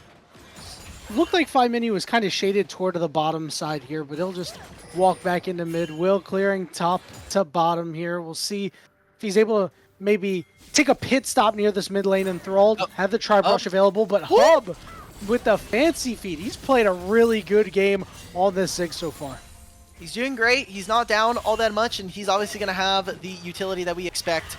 Early vision, they tracked where Will was. They know he's on the top side. And remember, this blue team has 3 of the grubs. If they can get a 4th, that's so huge. They have the Zigs, they have Smolder, being able to open up the map. Dr. Calculus is getting soloed. Oh, he's in so much trouble. Crimson, did he get close enough? Not quite. The Taser doing a decent bit. Meanwhile, in the bottom lane, Hub hitting level 7, no mana. Can't close out on a kill on Mixture. I mean, the longer that this game goes with Team Calculus not getting a kill, Aljun and Hub are just going to be allowed to scale into infinity. Yeah, what I want to see from here is Mobility and Enthralled kind of play away from the lane. And maybe this is me reaching a little too far into the bin here, but, when we have 280 carry players, they might both be thinking, hey, okay, like I want to crash this onto the turret. I want to be looking for this. I do kind of obviously expect for both of these guys who have been playing for quite a bit now, considering their experience, especially for someone like Mobility, to be willing to play more for the rest of the map. I want to see Enthralled move out and potentially start to contest for these grubs. Stopping Ziggs from getting 4, 5, 6 grubs is so important. He will shred through all of these structures, and you really don't want a Smolder who's going to be able to take advantage of getting some early plates. Yeah, I want to see Enthralled link up with 5mini and Will, right? We talked about how these lethal combination of ultimates will be so useful to get on some of these single targets. Well, guess what? Will and 5mini haven't played near each other in a minute, right? It's been so long, and finally we might see them link up Uh-oh. as Will has been stunned. Ball goes into the bush. Good spot there for positioning as Crab will be taken by Team Calculus. All right, they're here first. Now, Calculus does have the teleport, as does Hub. Trying to get him out of a pretty soft situation just because he is down so much gold compared to his counterpart. Aljun in mid Shockwave? lane. Can he Oh, get is the this a kill on solo? Aljun? Aljun's going to get the heal, and now 5 Mini is getting chased down. Still has Flash available. Will be forced to use it. He does force the side of Team Crimson to pull toward the mid lane. But now both of the mid laners are gone. Aljun and 5 Mini are going to be looking for teleports here. Big one for me, there is no ultimate for this Orianna, and she's just kind of coming in from behind, and Thrall gets caught. No! He hooked into the short wall near him, and Thrall goes down, and 5 Uh-oh. Mini is on the wrong side of the tracks with nobody to come back him up off battery. This Orianna is just going to the scrap heap. I'm kind of wondering, maybe he could have waited just a little bit longer on the teleport. Dr. Calculus just says, look, I have to catch the waves. I'm absolutely useless right now. I have no gold, I have no items, I have a single Hex Drinker to my name, and that's as far as that goes. Maybe he could have waited. I just think once you've utilized the Orianna Shockwave in mid, that's your kind of buttons gone. Those are your buttons. You still have the Vi ultimate, Enthralled still goes down in that play. It's going to be 6 grubs here for the Ziggs team, and then also already taking the first turret at 12 minutes. This went from bad to worse for the red team. It's very upsetting to see Team Calculus not able to at least take one grub away there.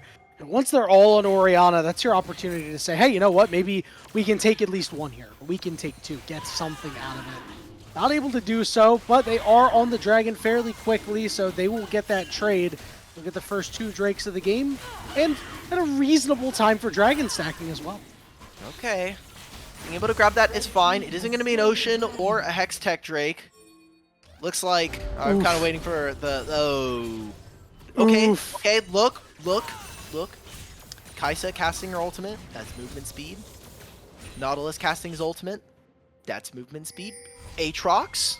That's good on him. Movement It's speed. not bad on them. It's not It's not the bad. worst. I think the biggest part of this dragon is not necessarily going to be the soul, but the terrain that it provides, specifically this For sure. movement speed boost in between the camps. It means that you have to be thinking maybe 3 or 4 seconds ahead of, hey, this guy can be here on a normal map. He's going to be like, oh, he's actually a little bit faster because he has it, similar to having the Hextech portals. So really, really dangerous. 5 Mini does have to be careful. No flash, no teleport available, and immediately just giving up this wave. Enthralled. They're trying to find something. If this play onto Aoju doesn't work, if they're not able to get all that much, they just completely kind of sandbag their mid laner. Oh no, 5 Mini, please, no. 5 Mini Live, stepped brother. up thinking the rest of the team would be there to at least help them. They are there to at least trade back. But look at where the play is now. Like, yeah, they went 1-for-1. I feel bad for 5 Mini because it's like, okay, I use my teleport to help the team. Aljun gets caught. Come on. Good hook, good ultimate. Awesome. Calculus gets the kill. Pretty clean upstairs. If they get this mid turret, by the way, I'm so sad. This is really dangerous now because it's 6 grubs. He's gonna be able to satchel it whenever he wants. He's trying to cycle his passive right now, leaving enough mana for the satchel charge. That's it. That's mid. That's 2 full turrets now here, and a lot of those plates going over to the Ziggs. Hub is going to be supercharged in this game, and a very dangerous spot to be, as if you're already dealing with the Smolder, you're trying to say we're using the Orianna Shockwave combo with Vi on the Smolder, then there's just a Ziggs who's just outranging the Kaisa and the Orianna. So big emphasis now. Can they get the shutdown on Crimson? This gold lead that he has for himself is maybe going to be enough to be able to bridge some of the bleeding. But a Rift Herald as well. Rift Herald 6 grubs. It's not looking great. I think they need to be very careful with this mid game. This is super tough. And Enthralled needs to try to find a way out. He'll at least be able to hook the wall properly, but the opportunity is slipping away. It's a 5,000 gold lead for Team Crimson. And Team Calculus, even with the Wombo combo of Vi Orianna, I don't know if it'll be enough to blow up a solitary target. And if it is, I don't even know if they win the ensuing fight. It'd be pretty dangerous. It's like Ziggs basically, even without teleport, can just interact with side lanes thanks to having his ult. Kind of see Enthralled is starting to clear out vision where he can. Should have spotted Mixture here. I don't know if he necessarily got away. He saw the pings coming out, so something tells me he kind of did. They are going to grab this Herald. And I want to say, this is going all to game plan. We wanted to see Crimson with an advantage, especially after it was a game one where, fortunately, he was getting counter. He lost the counter matchup. Here's our Oh, chance. Hub? Oh, don't Oh, tell me no. Hub's gonna get away. Ugh, he just escapes danger once again. He's been flirting with death all game, and yet he still stands tall. That was their best shot. It just couldn't link up Will and Fimini again. And he still gets to catch the mid-wave, which I think is just like the cherry on top, the icing on the cake here. Ooh, I just saw Aljun use the ult to get like 3 minions. I just saw the mom ult like swipe across the screen, and I'm like, you doing it for the minion wave? I mean, he's gonna catch the minion wave anyway here in top lane now. Just be more physically present, I guess, in the lane. But yeah, that play onto mid, they didn't use all that many resources. It is gonna be Will's flash and ult, but the ultimate at the very least will still be available for this dragon in 1 minute and 10's time, and that, for me, is going to kind of be the make or break. Can this red team actually get the 3rd dragon? Can they actually get a good fight for themselves? Now that they know that Hub no longer has teleport, no longer has flash, I think it's a worthwhile trade knowing the next objective, one of these members is not going to have a summoner spell.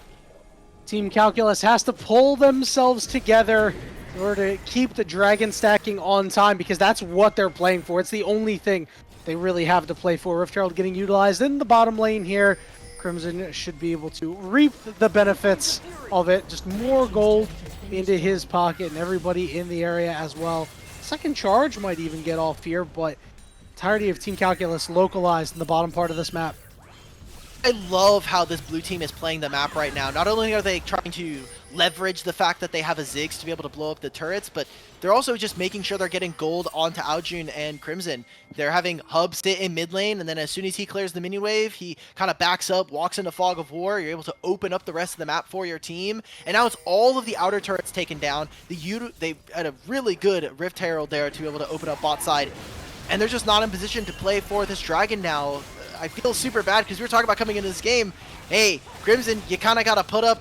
This is a Combine. Performance isn't everything. You know, the win-loss column is not important when we talk about these. It's about how you play individually. And while mechanically speaking, Dr. Calculus played really well in that last game despite all things. Oh my god, did they find Aljun? Okay.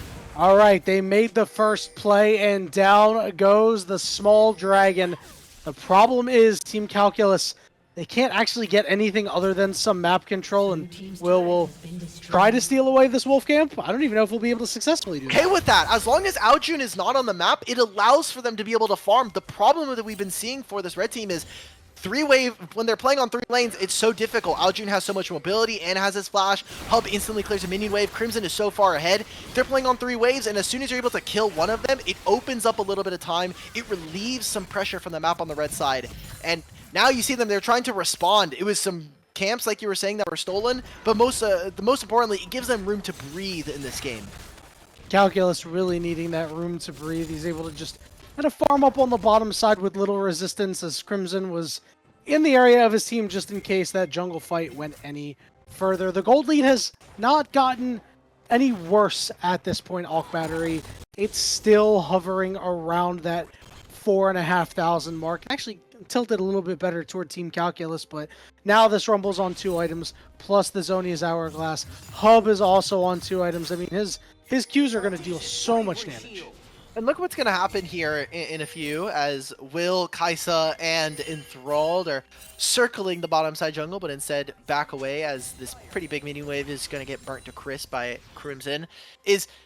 We're hitting those 2 item power spikes, right? We're talking about Hub having both of his items. Well, the Muramana is about to be completed by Aljun, as Will, looking for an escape, can't get over the wall. Yeah, Kryra just sprinted at that guy.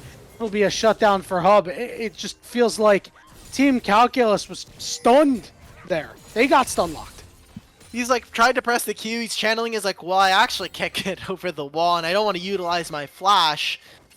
Baron in 10 seconds. I don't think that there's an angle for them to go with Baron, but considering how fed this Ziggs is, I wouldn't be surprised if maybe they kind of fancy their odds, instead wanting to push on 2 waves. Again, once they push on this bottom wave, taking control of this bottom side jungle means they can just float in between mid and bottom lane whenever they need to, and 6 grubs means turrets are just paper mache. There's a Ziggs. Here comes the empowered auto attack. That's a 10th of its HP. You get the W as well, and that's going to be a 30% execute.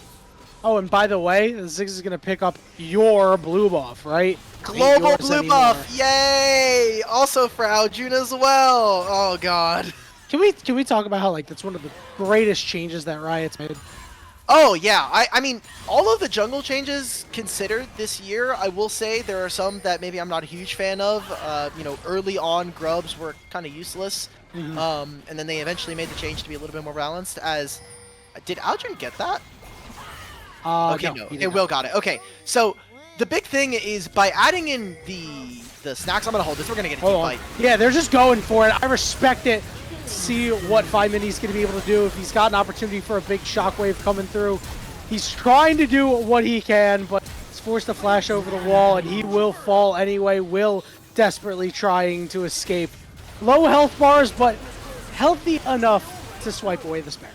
Yeah, I just don't think anybody is going to be pressuring them. It's going to be a Baron. We see Will and Mobility. Mobility having both of his summoners up, and Dr. Calculus going to be re-entering this fight, but with no ultimate. Can they try to pull this away? Crimson's pretty low. This Baron is a legendary 6th member here. I got to make a hero play. Mixture's going to be the first target. Will getting very low. They'll be able to trade out, but look at the Baron helping out. Mobility, Team though. Calculus Mobility is still alive, doing his thing, and he turns up the clutch factor with a quadra kill. Fantastic fighting. He's just trying to space where he can, utilizing the lethal tempo as well. And that was a great job of not only being able to deny the Baron. Are they going to go for this? Let's They're teleporting go. both of the solo laners in. Mobility with the Kaisa quadra kill saves the game potentially for this red team. And just like that, Team Calculus is back on the menu, dragging up in 30 seconds. With the Baron empowered recalls, they might be smelling themselves a little bit. Alk Battery, they might want to go for this. I don't think they should, but there's a world. Yeah, I think it might be a little too overambitious. You see how much vision is on the top side? They're like, okay, we have no vision on this dragon. You already see Mixtures out, ready, getting vision down. There's no teleports from Crimson, but Aljun and Hub can join if they really want to. Aljun just wants to try to collect the wave. Observer, real quick, could we get a look at how many stacks Aljun has on the Smolder? Okay, 170 at 220, or 223. Not bad. Obviously, we come to expect a little bit more from some of the top players, but Whoa. Aljun is just doing a perfectly fine job. Oh, he is not doing a fine Never job mind. anymore. Never mind. Way to go, Alk. Nice caster curse, but that's what Team Calculus has been doing. They've been disrupting Aljun. It's his 4th death, keeping him off that stack mark. They've been doing great with that. Yeah. And also Aljun just having a lot of a quieter game this time around. Unfortunately, unlike his counterpart in 5Mini, doesn't have the free teamfight win button in their ultimate more often than not. This Baron, though, being able to be leveraged, you would think the team that has the 6 grubs is going to be able to take down turrets, but with this Baron, it empowers the minions. It makes it tougher for the opponents to actually push out, so they're going to take their push in mid. Calculus is going to be able to pick this up, and the red team is keeping themselves relevant in this game, but I know we were just talking about kind of the failings of Aljun, at least so far. 180 sacks doesn't really matter. As long as he gets to 220, he is gonna be a force. He is gonna have the execute, and his teammates do a hell of a lot of damage to be able to get them to that threshold. All he needs is for a little bit of teammate protection and the Nexus to still be standing, and Aljun will find a way. Smolder is inevitable. 24 minutes into the game, and Alk Battery, it felt like this was a foregone conclusion for Team Crimson, but Dr. Calculus's squad has thrown a wrench into these plans. Again, still have to be aware of that Smolder scaling, and the fact that they're not able to stop him on camps like these is just hard, and it just hurts to watch, just because, Oh my god. not that they're doing anything wrong, it's just, it sucks. Yeah, it kind of sucks. He's still got some of those camps, and he is going to eventually get this bottom lane wave. I think this is perfectly fine. This is them utilizing their Baron. It's kind of like when we talk about turns in League of Legends, it's, you know, right now it is currently the red team's turn to be able to make the play, for them to be able to take down turrets. And they are getting some really great gold onto someone like 5mini, who needs the damage to be able to make the shockwave worthwhile in terms of what that ultimate is able to do in a team fight.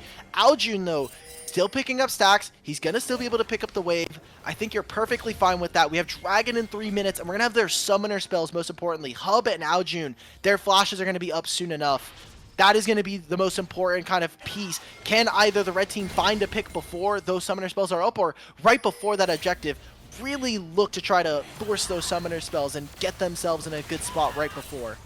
And that window rapidly closing. And even Crimson's flash is going to be up soon too, so once that happens, it'll be much harder. 5mini's going to have to dig real deep to get the job done, position the ball well, or they might have to just focus in on one target. Again, we haven't really seen it happen too much. The opportunity is still there. It's not like they can't link up Mini and Will, or even Mini and Enthralled, as Enthralled is on his way down. Ward coming out, Mixture getting spotted. The pressure cooker is on Alk Battery. You can feel it in the air. Look at where all of this vision, this entire blue side, or this entire red side jungle camp is just lit up. They're trying to clear vision where they can, but it's pretty tough. We got Baron spawning at the same time as the Dragon. Enthralled might be caught here as Mixture's looking, forces the flash out of Enthralled, which does mean that's one extra layer of safety, or a tool taken away from this red team, as now they won't be able to flash engage or find someone like Aljun and Hub. Thrall's going to have to make that work. That is a tough loss, as you said, Will. Looking to move in. They're just going to target out Mixture here and try to make a quick play, but nobody is around him, and Mixture just gets off scot-free. And now Calculus is the one who's engaged on Mom coming through, dealing quite a bit of damage as Calculus has been slowed. He's forced to flash now as well, and Kryra, never say die. He's like, I want to go in some more. He's like, I want your jungle camps, little bro. Hand them over, hand them over. Okay, Aljun's got to be careful. Sees them over the wall. He's like, okay, I can't extend all that much, but still a fantastic job. They'll be able to also escort this wave into the top lane. Remember, they have 6 grubs still, so making sure that they can try to push, get damage onto turrets instead, kind of prioritizing on getting vision and gold. Aljun's got to be close to that 220 mark right now. He's been kind of pumping stacks. 218. There's that 220. Okay, so it took him 5 minutes to be able to get 40. Not bad. And what we wanted to see, getting the execute. It doesn't matter. Eventually it's going to happen, and it's right before the Dragon. A fantastic time for him to be able to spike. Thanos has collected the 5th stone, and he takes the form of a very tiny dragon. This baby dragon getting his time wizard to 1,000 dragon. We're heading to the 28-minute mark. As you said, this dragon up in 30 seconds. It is time for Team Crimson to turn it on, as Will is ignited and burning, but able to walk away with his life. No flash now. He will have the ultimate still ready to go. I just don't know if you really need to fight for this. It's not Soul. It's going to put one team on Soul Point. We obviously are already kind of seeing how hard this game is right now, so just kind of wait. All you need to do is wait. You will have a better timer. You can even look to try to pressure on the Baron. They're going to re-engage. Yep, Mini is ready to make a play with that shockwave, trying to get them all in the corner, and Thrall takes a lot of damage. They're going to turn on the Mixture. He gets bursted out, but Mixture is able to walk away, but Will's going super deep. There's the equalizer. Calculus from the side, looking to take command. Both of them have gone golden, which means they're sitting ducks. The flashes get expended. Aljun is doing what he can to stay away. Kryra trying to keep his teammates alive, but Aljun is so low. Close to the execute threshold, they managed to get him. Oh, one more. He lays a W! Crimson couldn't block it. One more. He's so low. But the reset is going to be on. You just need to land one more W. Be the hero. But he can't get it on Crimson. Yeah, but now they'll be able to take this bottom tier 2. They can even go towards Dragon. Mobility never quits, man. He said yesterday was a fluke. I lost 3 games. I don't care. I'll put enough W's on the board. He's 7-0. He got a Quadra on that Baron, and he just straight up wins this fight for his team. Guys, okay, calm down. Calm down. You guys got it back. Just hit the Dragon. Okay, Vi's not even going to contest for this. They don't care about the Dragon. They want to move towards this Baron and take the big purple worm off the map. 7-0 and 4 for mobility on 4 items. Got that Void Staff. That'll be a big help. And this guy just continues to impress day after day, game after game. And big credit to the entirety of Team Calculus. They fought hard in that one. Yeah. That was a great flank coming in from Dr. Calculus. He just, I mean, maneuvers right through the back line, kind of weaves in with this Aatrox, and then Kai'Sa hitting on front. It's a disjointed fight as they're going to now take control of mid, move through into the river. They can do this very fast. They've got Orianna and Kai'Sa, but the rest of the team is coming. Crimson with this equalizer can be a huge difference maker as Aljun lets it rip with the mom. Baron is melting, a lot of damage on the Mixture so low. The equalizer comes through, does a lot to Mini enthralled off to the side, but he's going to get blasted away. Will is low. Mini in trouble after getting hit by the taser. Calculus is trying to save him, but now Calculus has to run the other way. Oh my goodness, what a proc! Flying through, Kai'Sa? and Crimson is golden, but Kai'Sa's going crazy. Calculus gets the credit, but it should have been Mobilities, and he wants more. Big plays coming through. Mini trying to help as much as he can over the wall. What a flash! What Mobility! He's running wild in this game, Hulk Battery, as he gets it done again. Oh my god, maybe it's just him around the Baron pit, but Mobility is just putting up numbers, man. This guy is absolutely insane on the Kai'Sa. We said put respect on his name. Him and Sushi were trading blow after blow yesterday, and today it is no different. Him on the Kai'Sa is just winning this fight and keeping his team in the game. A fantastic team fight yet again. No 80 carry is his equal. He has willed Team Calculus into a lead. The question is, will they be able to close before this scaling of Team Crimson becomes too much for even him? They keep winning team fights, but the problem is that everyone's dead, and they can't push waves, they can't take turrets, and so now we're getting into that spot, like you were saying, is Mobility going to be enough to be able to drag his team here to the enemy nexus? He's saying, okay guys, look, all you need to do is just buy me time, and buy him time they are doing. Mini with his Storm Surge is doing a fantastic job of just being able to execute people. He's playing more of that damage style Orianna build. And yeah, it's just that AP Kai'Sa poke now. Oh my god, it's another one. He has Killer Instinct ready to go if he wants it. He's level 18, by the way. He's 2 levels of anybody else in this game. He is putting on a show. He's just doing tricks out here. He's so close to finishing his 5th item. That Zhonya's so key, by the way, because he can't even key in on him. Sole point for Team Calculus. They finally get this mid-tier 1. It has been such a big hindrance for this team as they haven't really been able to kind of push out through mid, move into side lanes and get vision. But now with that gone, it is so easy to take control of this Raptor camp, make sure they're getting vision, and now even Mini on the bottom side. I said that, you know, when we were looking at the blue team, that they had really good map play for the first 15-20 minutes. They were really trying to manage their waves, but ever since Aljun died on the side lane, they haven't really been able to kind of get back in. They've been getting Aljun farm, but unfortunately, they haven't been able to push into the enemy base because mostly these team fights are just going the side of Mobility.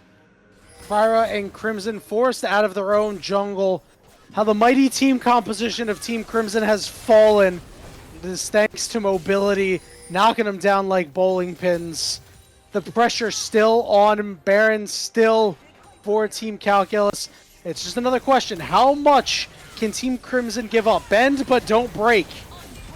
Mixture's looking for it. They're going to try and find Mobility. He's stunned. He's They have down. found him. He's golden, but he's low on teammates. He gets a big shield, and he's Oh my back, God! And he's protected in the back of the fight, and he wants to go back in. Calculus is low, but he has been taken out by the Smolder. Big pick for Team Crimson.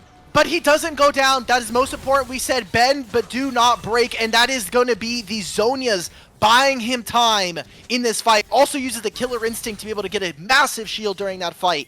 Mobility is playing this so well, and I think obviously this is probably the favorite change of Smolder, but the fact that his execute no longer scales on how many stacks he has is potentially the biggest game changer for this game. Who would have thought a game played months after a change is what's going to make or break this? Because this execute coming in from the Smolder is not going to change, not going to get bigger, it keeps giving a small window of hope for this red side team, and they're just winning team fight after team fight. We've been talking, you know, not too much about our top laners, but Dr. Calculus has caught up in terms of effective items. He is going to be on the same breakpoints as Dr. Calculus. 5 mini going fishing. He was like, well, maybe I could try to stop Rumble here. But yeah, now, I mean, Aatrox does about the same.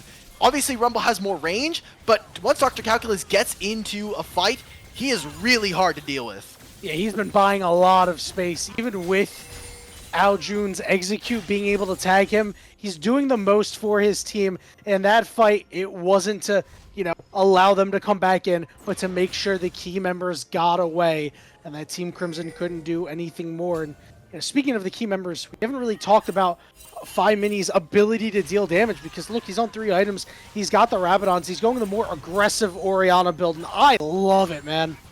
I love the change to Storm Surge, by the way. I'm glad they added this item back into the game after removing it on release. So it's been fun. It gives them a little bit of a different item, especially since, we have items like Shadow Flame as well. It makes that AP burst. The AP Assassins really do feel like they have some of their itemization back, which was missing for a long time thanks to how broken Seraph's staff was for literally forever. Also, Lost Chapter just wasn't a component item for a really long time. So now we're in this spot, Yanni, now, where minute and a half before Drake, it's soul point for the red team. I think that's less important. This Baron in a minute's time, if they can finally get 3 Barons back to back, that might just be what kind of is the straw that breaks this camel's back. We always say, hey, you have a Smolder, you have a Ziggs. This combo is typically unbreakable, but we haven't seen the engage come in from Mixture, from Kryra. Kryra having, I think, a little bit of a harder time just by virtue of playing Xin Zhao in this game. And we still haven't seen 5 Mini and Will link up for a big Vi ultimate into Orianna ultimate. That's still on the table. And if that happens, I don't even know if Team Crimson has a shot. The onus is going to be on Team Calculus to get it done. They've targeted Enthralled. Enthralled not going very far. It is able to waddle his way out.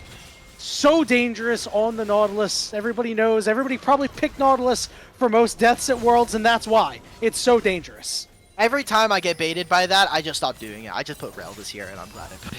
Honestly, I'm done. I'm done honestly, putting yes, that it was a champion. good call. Rel's just the new Nautilus for a lot of games.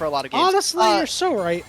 Coming back into this game, just by virtue of going the AP Kaisa build, it does mean that mobility doesn't have any lifesteal, so any damage you get onto him is going to be a little bit more permanent than some of our on-hit or more damage-oriented AD damage-oriented builds. So Global Red has more value. They're trying to make a pincer movement, but 5 Mini is not here yet. All they need to do is just stand in the river, protect the dragon, and get ready to try to take their soul here. It's 13,000 HP, but it's AP Kaisa, so this thing just evaporates. Hub took a little bit of damage. 5 Mini getting ready to make his play happen. Off to the side, Enthralled's going to die. It's going to be a 5v4. What are they going to be able to do? Mom coming through, doing a lot of damage. This is problematic. Will is getting very low. 5 Mini was stunned there and is trying to get away. He has to flash off to the side. It's mobility, but you mentioned it. He does not have lifesteal. The team needs an evac. The key members are on the wrong side of the tracks. 5 Mini decides to stand and fight, but he falls. He gets melted like butter. And Will and mobility trying to get away. Hub is healthy. Aljun is healthy. Calculus is recalling, and Kryra coming in from the side. They're going to try to turn on him, but mobility misses his W, and that means that Will dies. Mobility should be able to get away, but Mixture is on his horse, literally and figuratively. Mobility lives for now.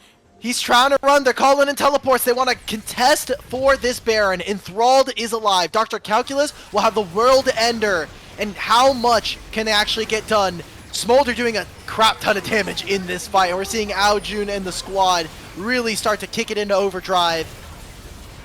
It's just going to be too late. They have their jungler there as well. It's such a hard ask to go for. Calling down the equalizer. They want to go for this again. They want to try and find Enthralled. I mean, hey, why not? We know he doesn't have ultimate. Just utilize this bear and get through the mid wave. They're going to drop it immediately, take their recalls. I mean, what else are you buying? A lot of these members had already died in that last fight. Well, you're buying a sigil if you're Kryra, getting a little bit of extra armor there. So big stuff coming through. He's doing big things. But Baron on the side of Team Crimson, it is now their time to do big things. Can they beat out the Cloud Soul? Cloud Soul, as we all know, one of the highest win percentage souls, but this is definitely a game that can bring down that number because we know it's so fake.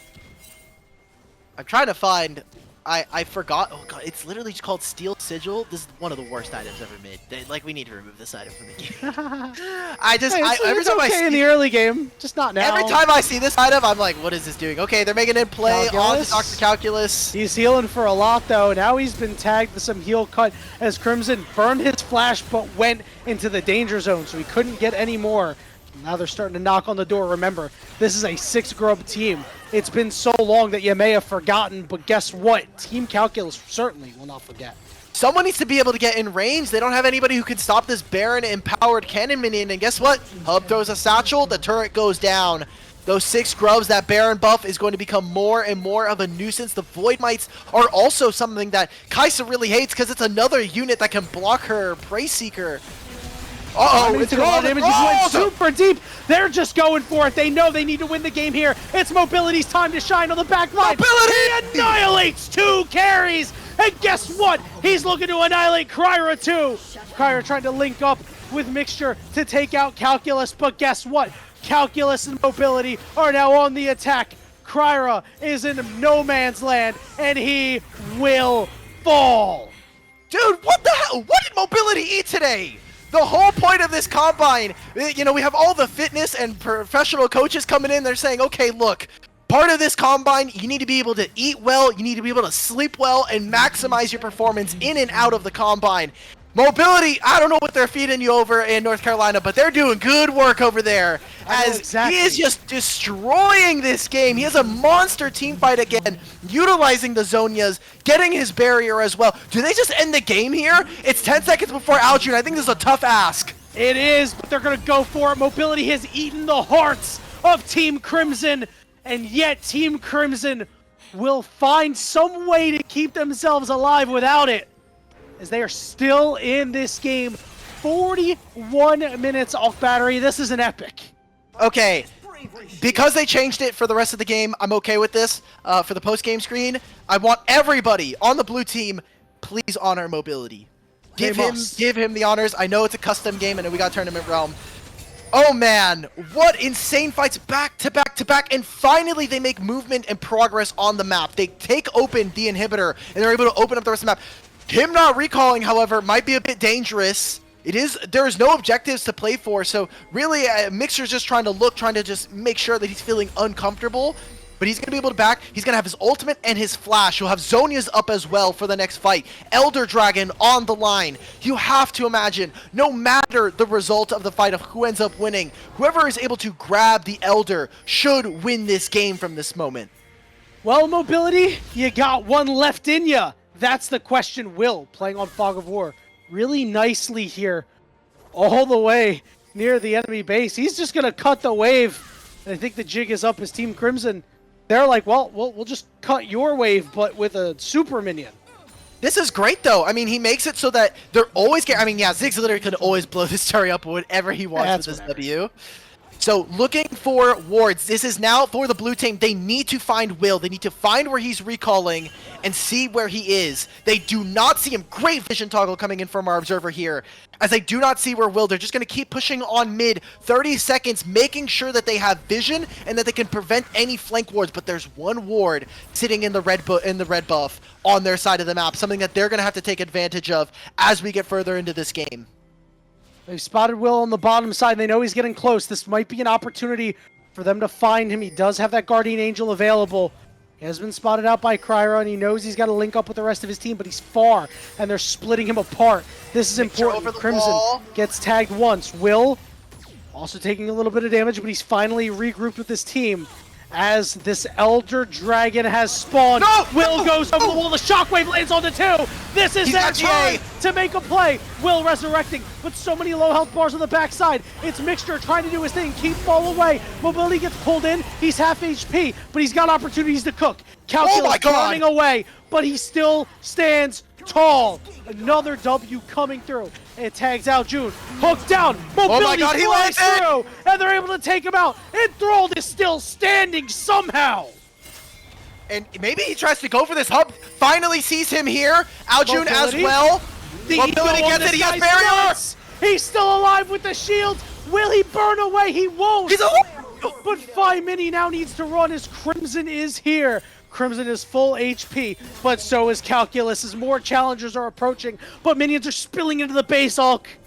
Oh my god, I mean, Aljun can teleport for this play, but it's the Elder with an AP Kaisa on the enemy team. You don't need junglers at this point. The execute from the Plasma is going to do enough. They're teleporting in. How much can Aljun go for the execute here? There it goes. On top of mobility, he has to go golden. Calculus on the side. Aljun is not able to blow up Fine Mini, but he's getting attacked by the dragon, and it's mobility who gets the kill anyway. Anything that they do to try to stay away from him, he's got a nose for these things. Dude, 5 Mini and mobility are just putting up numbers, man. They want to make this game a win, and this is probably one of the longest games we had at the Combine. Definitely the closest that I've seen. I've been here for 4 out of the 7 days, and this has got to be one of the best games in the Combine. At least, at the very least, the most fun. They are going at it. We're seeing them play team fights incredibly well, and this is part of the reason why we're seeing these players here. Their solo queue performances, their individual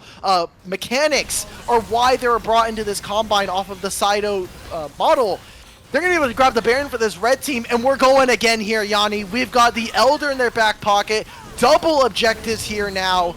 Every team fight's got to look like a good fight, especially if you've got mobility on your team.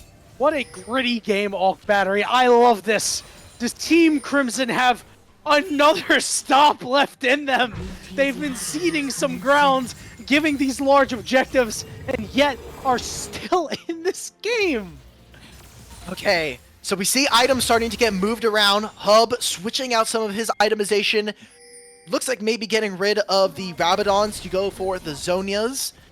I wonder if mobility is going to do the same. I don't know if you really need the static Shiv at this moment. Obviously, the Q evolve is nice, but when you're playing AP Kaisa, all you really care about is just landing these large W procs. As You should still have it too. yeah, Aljun now is going to have so much damage. It's that Smolder. Can Smolder actually be this insane scaling threat? Elder still ticking. As long as this objective is on or this buff is on them, it is so hard to fight. Paralyzed by indecision are Team Crimson as their world gets a whole lot smaller. Cryra's gonna go in. Big plays on the backside. Do they have the damage? The carries are still alive. Crimson is trying to burn everybody, and mobility is still full HP. Cryra forced to flash away. Will is low. A teleport coming in. 5 Mini wants round 2. He doesn't have a flash, but he doesn't have a care in the world at this point. They've got a top wave to play for. They're going to teleport in. That's another Prey Seeker missing from mobility. They're going to call off the fight. We got another couple of rounds here, Yanni. We're going later into the game. We got a 50-minute game on our hands. As 3.5 minutes before the Elder, we got 4 minutes before the next Baron, and it's time to get those last couple of items. If Cryra doesn't have a 5th item, well, brother, it's time to pick up some waves here as Crimson trying to push out on the top wave. They're going to control the bottom side of the map, instead utilizing the pressure of our 2 other lanes with the inhibitors open to try to crack this last line. It's been a tough game for Team Crimson. They've gritted Observer. their teeth. Let's get the Aljun stacks on the board real quick. Real quick, continue, Yanni. 474. All right, 470. Bro, this is insane. They're gritting their teeth, trying to stay in this game as best they can. They don't have much more ground to give Hulk Battery, but they are fighting for everything that they're worth in this one. Okay, I'm trying to take a look right now. I mean, it just does so much damage. All of their abilities are doing an insane amount, but I think, again, Aljun just barely now cresting over the 10 stacks a minute mark. Those are criticism that we had early on into the game, and I'm not going to say it's making a big difference in this one, but if he had maybe 600, obviously a bigger number is better. We've got a dragon kind of waiting to scale. I mean, Will's now pushing on top side. He has no minion wave. They can just keep firing from out of the effective range of this team thanks to the Kaisa. Oh, mobility! Mobility said, I'm ending this game as he goes deep for that one. It's a 5v4. The next target is Mixture and he goes down. Huge the carries shockwave. are safe. This game should be over. They're going for Cryra. He falls. The last bastion is Hub. And he's going to go down too by the sword of Calculus. A triple kill. See you later, Team Crimson.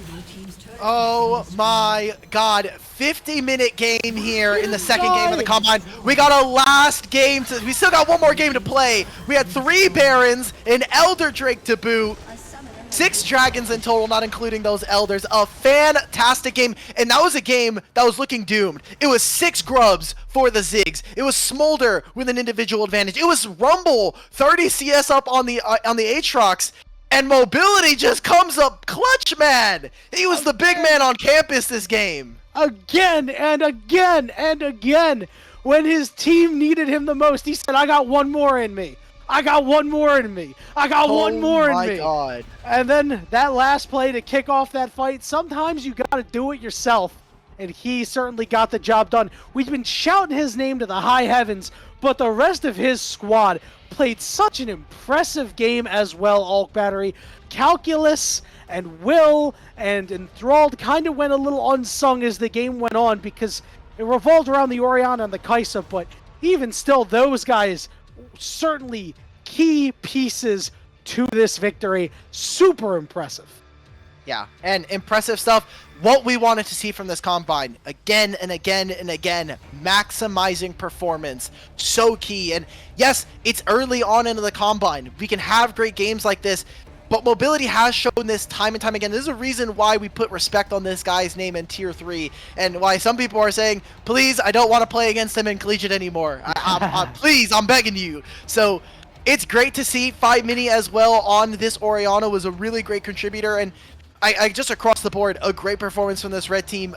Again, winning doesn't mean a lot or anything really in this Combine other than the pat on the back, the great job you're able to blow up an Nexus. But it's performances like that I think kind of are the reason why we're seeing this talent here in the Combine. That was a treat to watch. A guy who never shied away from the moment in this game. 17-0-2. I don't know how in a game against Smolder, Ziggs, Rumble, you don't manage to die, but he managed to find a way like he did in every fight. We're going to take a bit of a break as the teams are going to review, and I'm sure there is so much to review, Alk Battery. I need a moment to drink some more water. Yep, you got the water, I got the water. We need that time. We'll be back in a couple of moments.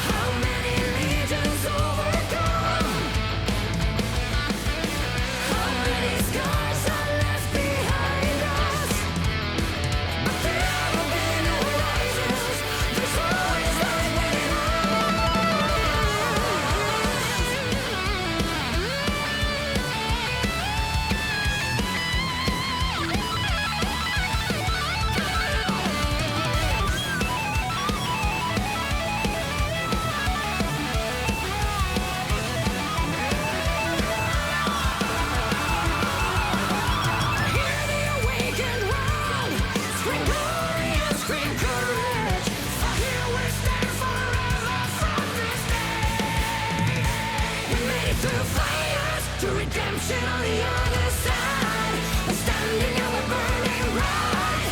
Alright, 'cause we are timeless. Our future knows not your pain. Our past knows only victory. So we still remain.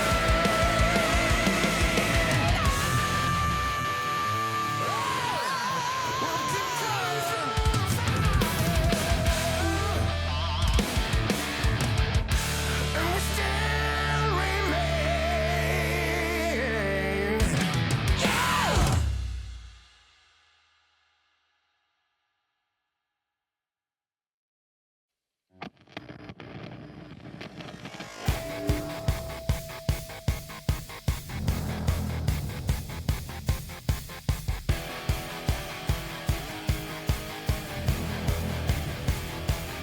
She's such a misfit, always ready to brawl. It's like her business, roughing up your friends. The law, there is no difference. If you believe you're strong, she's a bulldozer, making sure you're flat on the ground. She's like a boomerang that never gives up. She flies in circles so she hits you and you're bowed in the dust. So just remember this: when she's chasing you down, face first, you'll be thrown into the proving ground. She'll knock you out.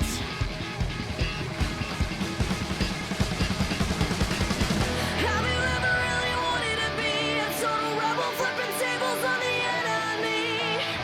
Did you ever try to further improve how fast you punch people through the roof? Oh, was there ever any certain time when you thought brute force and style combined? Well, I guess now it's time to shine, 'cause finally she's here.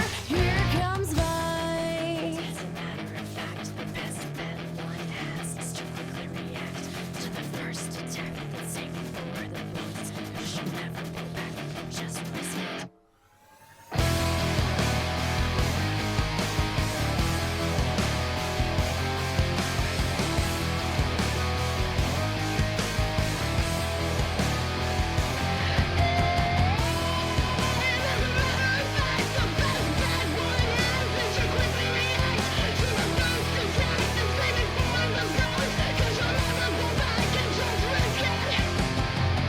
Have you ever really wanted to be a total rebel, flipping tables on the enemy? Did you ever try to further improve how fast you punch people through the roof? Oh, was there ever any certain time when you thought brute force and style combined? Well, I guess now it's time to shine, 'cause finally she's here. Here comes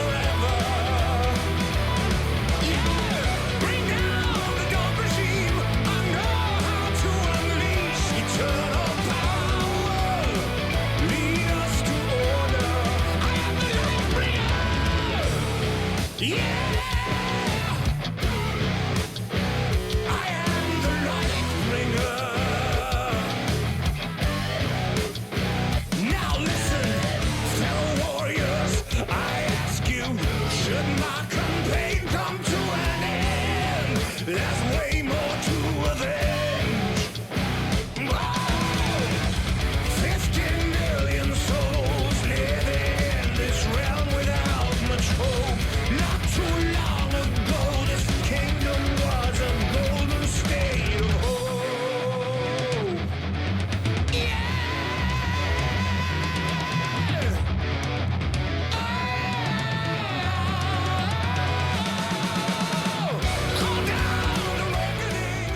Welcome back, everybody, to the Sido GG 2024 Combine. Jeez, this is what this Combine was meant for, Alk Battery. Stuff Yeah. like that. That was impressive and fun, and I hope everybody who was in the stream was paying intent attention on that game, because if you weren't, you missed out. I'm going to be honest. Yeah, I know for sure I'm gonna be going back in the highlights for that one. That entire fight was insane. The entire game was insane. Spark Notes, mobility. Is that guy? He's that guy. He was that guy for today. Okay, I'm sorry, Hub. It happens. Maybe you have a game 3 that tries to rewrite history and be a little revisionist, but as is right now, we're into game 3 of our 7th day here at the Path2Pro Combine. Made by Sido, hosted by Blue Otter on their channels and production and stuff. But woo! Third game, it's full fearless. It's not full fearless. It's fearless. So we still got Yone and Aurora Band. We're not going to be seeing them today. Big tickets here. Leona, Nautilus, Rel, all gone. The only modern, popular, engaged support currently left is Alistar. So eyes on that. And we talk about even junglers, right? Ivern, Skarner are gone, Vi as well. So the identity of compositions is going to be changing so much now as we get into this third game. Yeah, these tanks, as you said, at a complete premium. Remember, Maokai still on the board. It True. could be picked up. Corki will finally slide its way through here. And everybody's been talking about he's back in the mid lane. He's the new hotness turned irrelevant, turned new hotness again, because his W does so much damage, man. I mean, look, the W change is great. More often than not, how much damage are you actually getting on Valkyrie? Depends on the kind of composition. It obviously is contextual with the game, but him gaining an additional 5% true damage. Now that he's at 20% true damage, it's pretty nuts.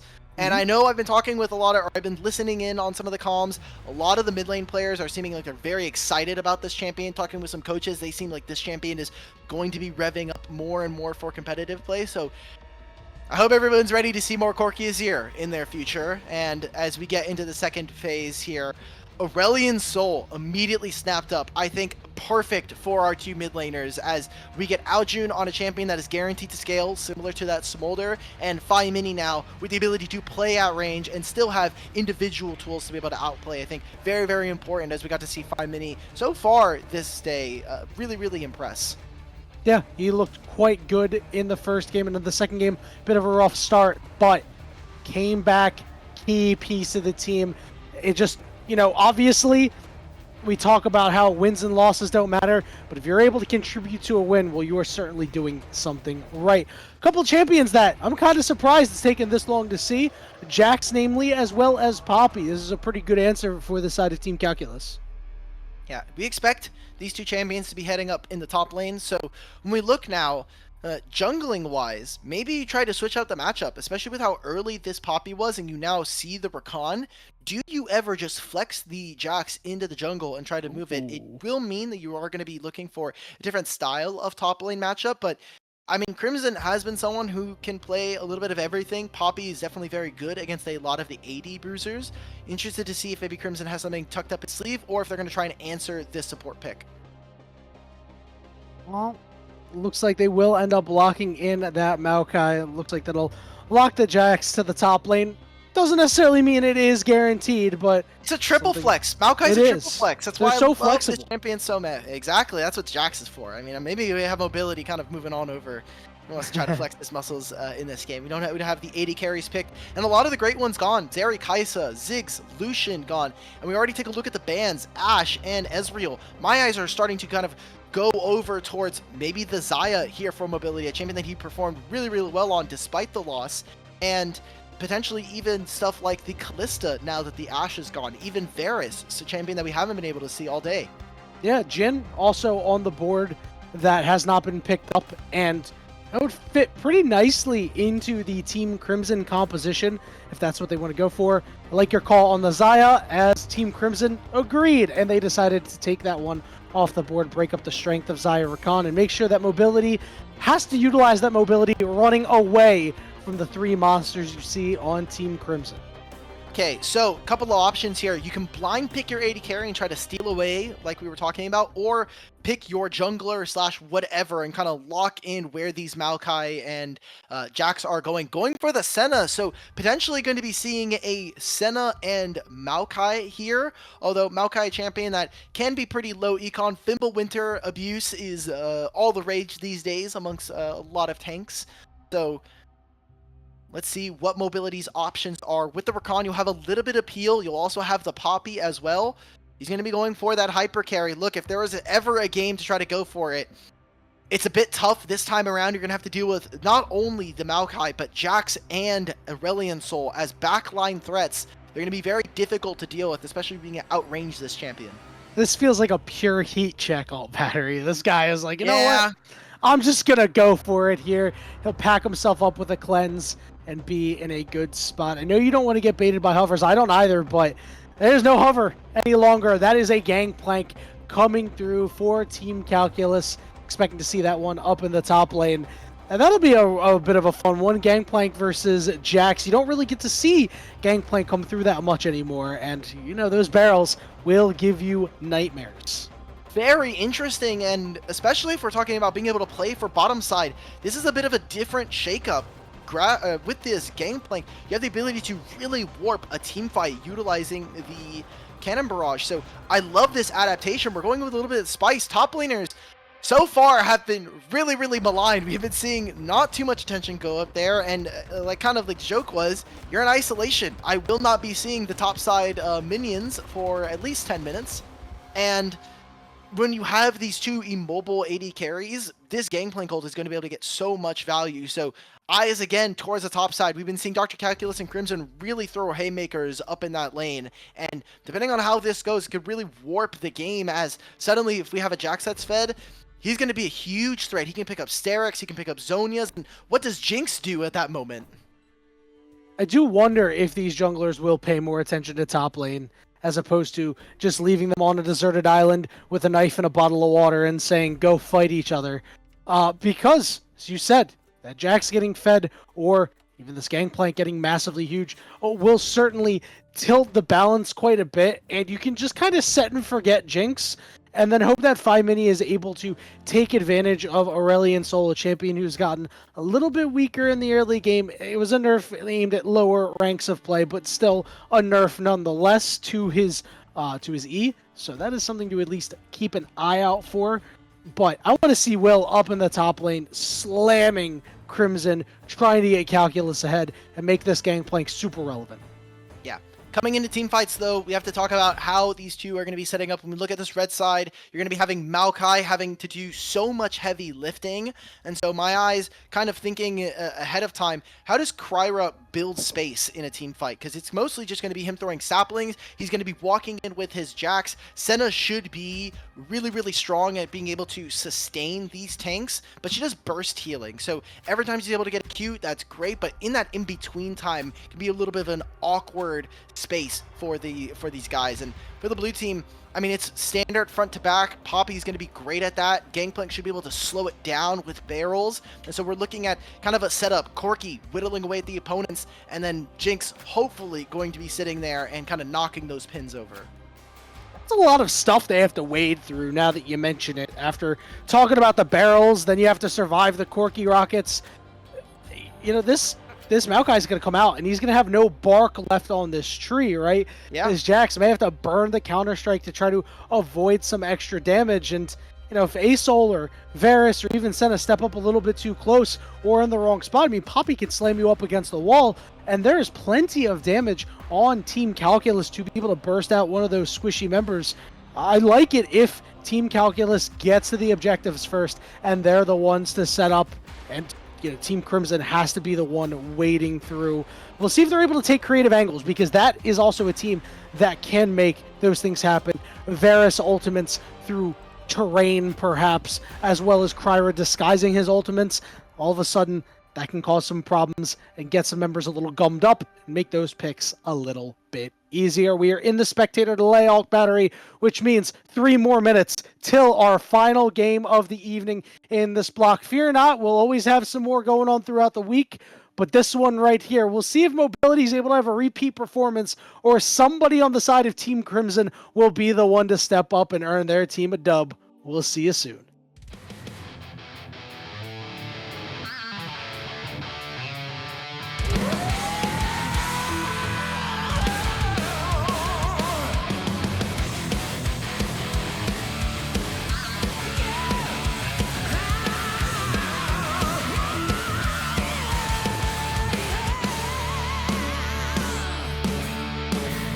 To the edge of death and back again. We've seen the walls come down, but here we all still stand. We're not afraid if they like to fight around. They try to extinguish us. We are timeless in death. Hear the awakened world. Scream glory and scream courage. For here we stand in the path of victory. We made it through the fires to redemption on the other side. We're standing and we're burning bright. Alright, 'cause we are timeless. Our future knows not your pain. Our past knows only victory. So we still remain.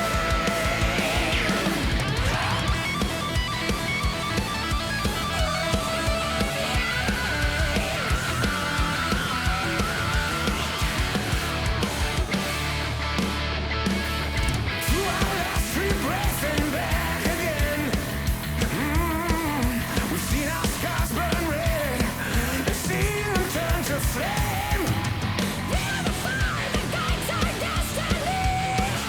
Yeah, the tide to finish us. We fight until the last. Hear the awakened world. Scream glory and scream courage. For here we stand in the path of victory. We made it through fires to redemption on the other side. We're standing and we're burning bright. Alright, 'cause we are timeless. Our future knows not your pain. Our past knows only victory. So we still remain.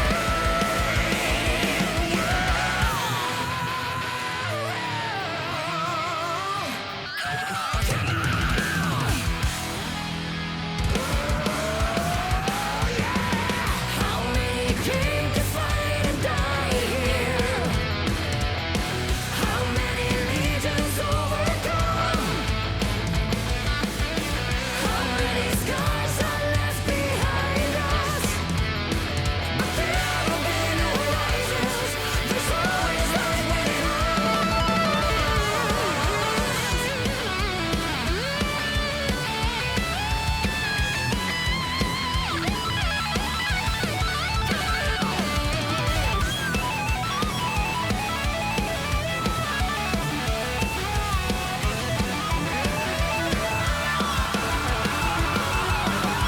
Hear the awakened world.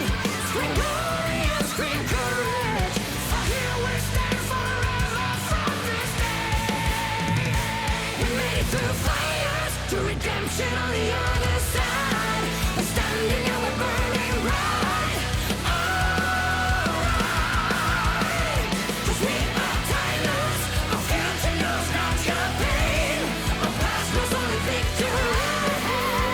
So we still remain.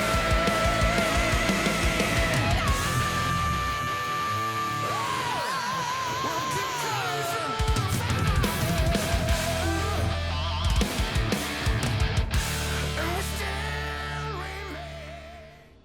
All right, Otters and Otter adjacent people who really enjoy Tier 3 and Tier 2 League of Legends. Our final game of the evening, as we said, Team Calculus, Team Crimson, going at it one more time. The wins don't really matter, much like a show that used to be syndicated on TV. But the players, I'm sure, really enjoy the dubs. What is the show? Oh, whose line is it anyway? Well, Have you never heard of this? well, you said whose line is anyway, so well. I don't know, man. Honestly, that's still the I've question heard- that I can I've never figure heard, out. I've heard of it. I don't know if I've actually. Wait, I'm just gonna look this up while we're. It was a great show, honestly. It was Is it what I great think improv it is? comedy. Yes, It was, okay, it is the yeah. show. I think it is. Yes, okay. Nice. Yes, okay. I've seen bits and pieces. I've like seen bits of this, but This is a reference that I'm never going to use again. Thank you. I appreciate that. This is very dated. look, I mean, better than me with him with Shibby, right? I don't know if that guy's gonna get it either. So No, that guy will definitely understand it. It feels like he that's- knows see, everything why- about pop culture. See, that's why I know where he lives. It's fine. Okay, Yeah, so same. looking at this game, are they going for a lane swap here immediately here in our game too? We've I got love it. Crimson and Hub together. Maybe this is prompted or unprompted, but we have been seeing most of the teams really opt, if they can, not to play for lane swaps unless specifically asked for. And I think it's interesting because when you are playing the Varus and the Senna, typically this is a matchup that you would want to play with double range. You want to make sure that you're kind of putting the Jinx behind, but they're really trying to prioritize saving Crimson and making sure that he's able to get his early levels. So Dr. Calculus actually going towards the mid lane. He's going to be here catching mid with Phi Mini. But since they were late to the lane swaps now, Rakan was kind of just sitting here trying to cancel back. Him not being in vision is really important because you do not want to show that Rakan is bottom lane. It just opens up so many good plays for the top lane. Now, I have to ask you, I find this quite interesting that they're not giving any CS to Crimson. Now, I know that's the typical fare when you're playing these tankier champions, but I don't mind being wrong here. I feel like that going to the Jax would be so much better at this point in the game. He's going to get gold eventually. Just make sure that your AD carries are looking good. Mixer is just going to blow the flash. Oh my god. Oh my god, Will goes Mixer is for it. going to die here. Calculus going all in for this one, and first blood goes over to Will. Rest of the squad trying to come through, but the knock-up is there. Calculus, though, critically not going with his team, wanting to catch that wave. So, important to note, one, Crimson's champion is going to be really robust on level 1 compared to so many other champs. I mean, Counter-Strike versus basically every single champ in the game, early game, is basically really, really powerful, so he can just manipulate the wave by himself, and it's perfectly fine. And it's Varus. I think you're eventually going to be picking up gold anyway on the Jax, so it's really just making sure that you're protecting the Jax and getting him good experience, so he doesn't have to try to play the level 1 through 4 by himself versus something like the GP, which GP with the Trial by Fire just makes this game really unplayable for him. That makes a lot of sense. Oh, saw those chompers go down by mobility, saving his keister there. He could have found himself in a little bit of trouble as the Jax and the Senna have linked up in the bottom lane. Getting the recall off, they're going to send the bottom lane of Jinx and Rakan in to meet them. So it is just this Gangplank versus this Varus. Hey man, listen, Varus top was a thing for quite some time. Very popular in the EU. Exactly. And so when we kind of look at this now, I will say, as of right now, I favor the Jinx composition, not only because in this lane swap they were able to get the bottom plate, one of the plates in bottom lane, but now Mobility has picked up the call. He's going to be able to catch this entire wave with very little threat, and Hub needs to be careful. Will, with the Hex Flash, can make this play to try to look for this. He needs to make sure that he's thinning out this wave and making it very difficult. I mean, honestly, if Will really wants to, he can just Hex Flash over this, and he just does not care. He needs to do something. It feels like inaction here is only going to hurt Calculus a little bit. Oh. Meanwhile, on the bottom lane, double root going down, but I don't think Crimson quite has the damage yet to be able to do much here. As he does hit level 5, so he'll go back in, but he's so low, he's got no mana, he's forced to flash away. This Mixture desperately trying to keep the pieces together here. He gets knocked up. This could be a potential re-engage, but Jinx is rooted. The heal is there, and Mobility will flash.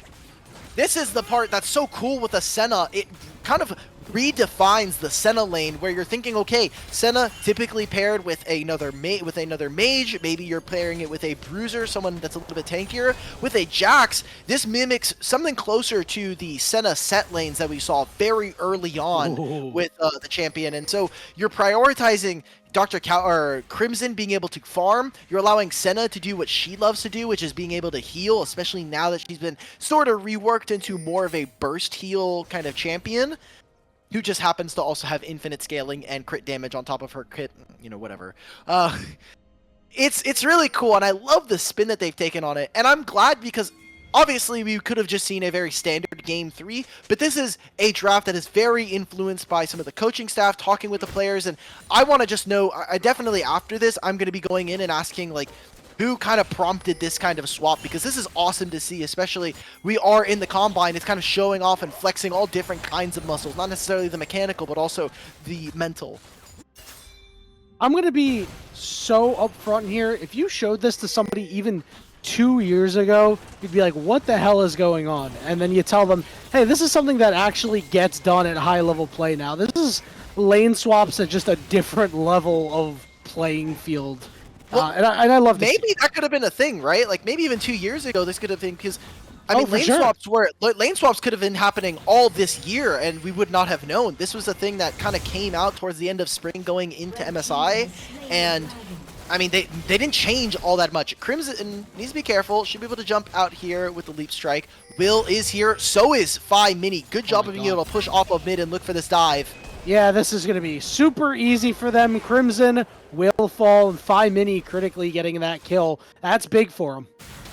So, because they weren't able to get as much off of the lane swap initially, Jinx is getting fed. So, typically when we talk about lane swap, it's to help the top lane and to potentially dodge out on some trickier matchups from the bottom lane pairs. But as is right now, Dr. Calculus has level 6. He's catching this minion wave by using the cannon barrage. And now Jinx has gotten 3 plates by herself, plus having her cull. So having a natural 300 gold advantage, despite not having a kill, is really, really good for this blue team.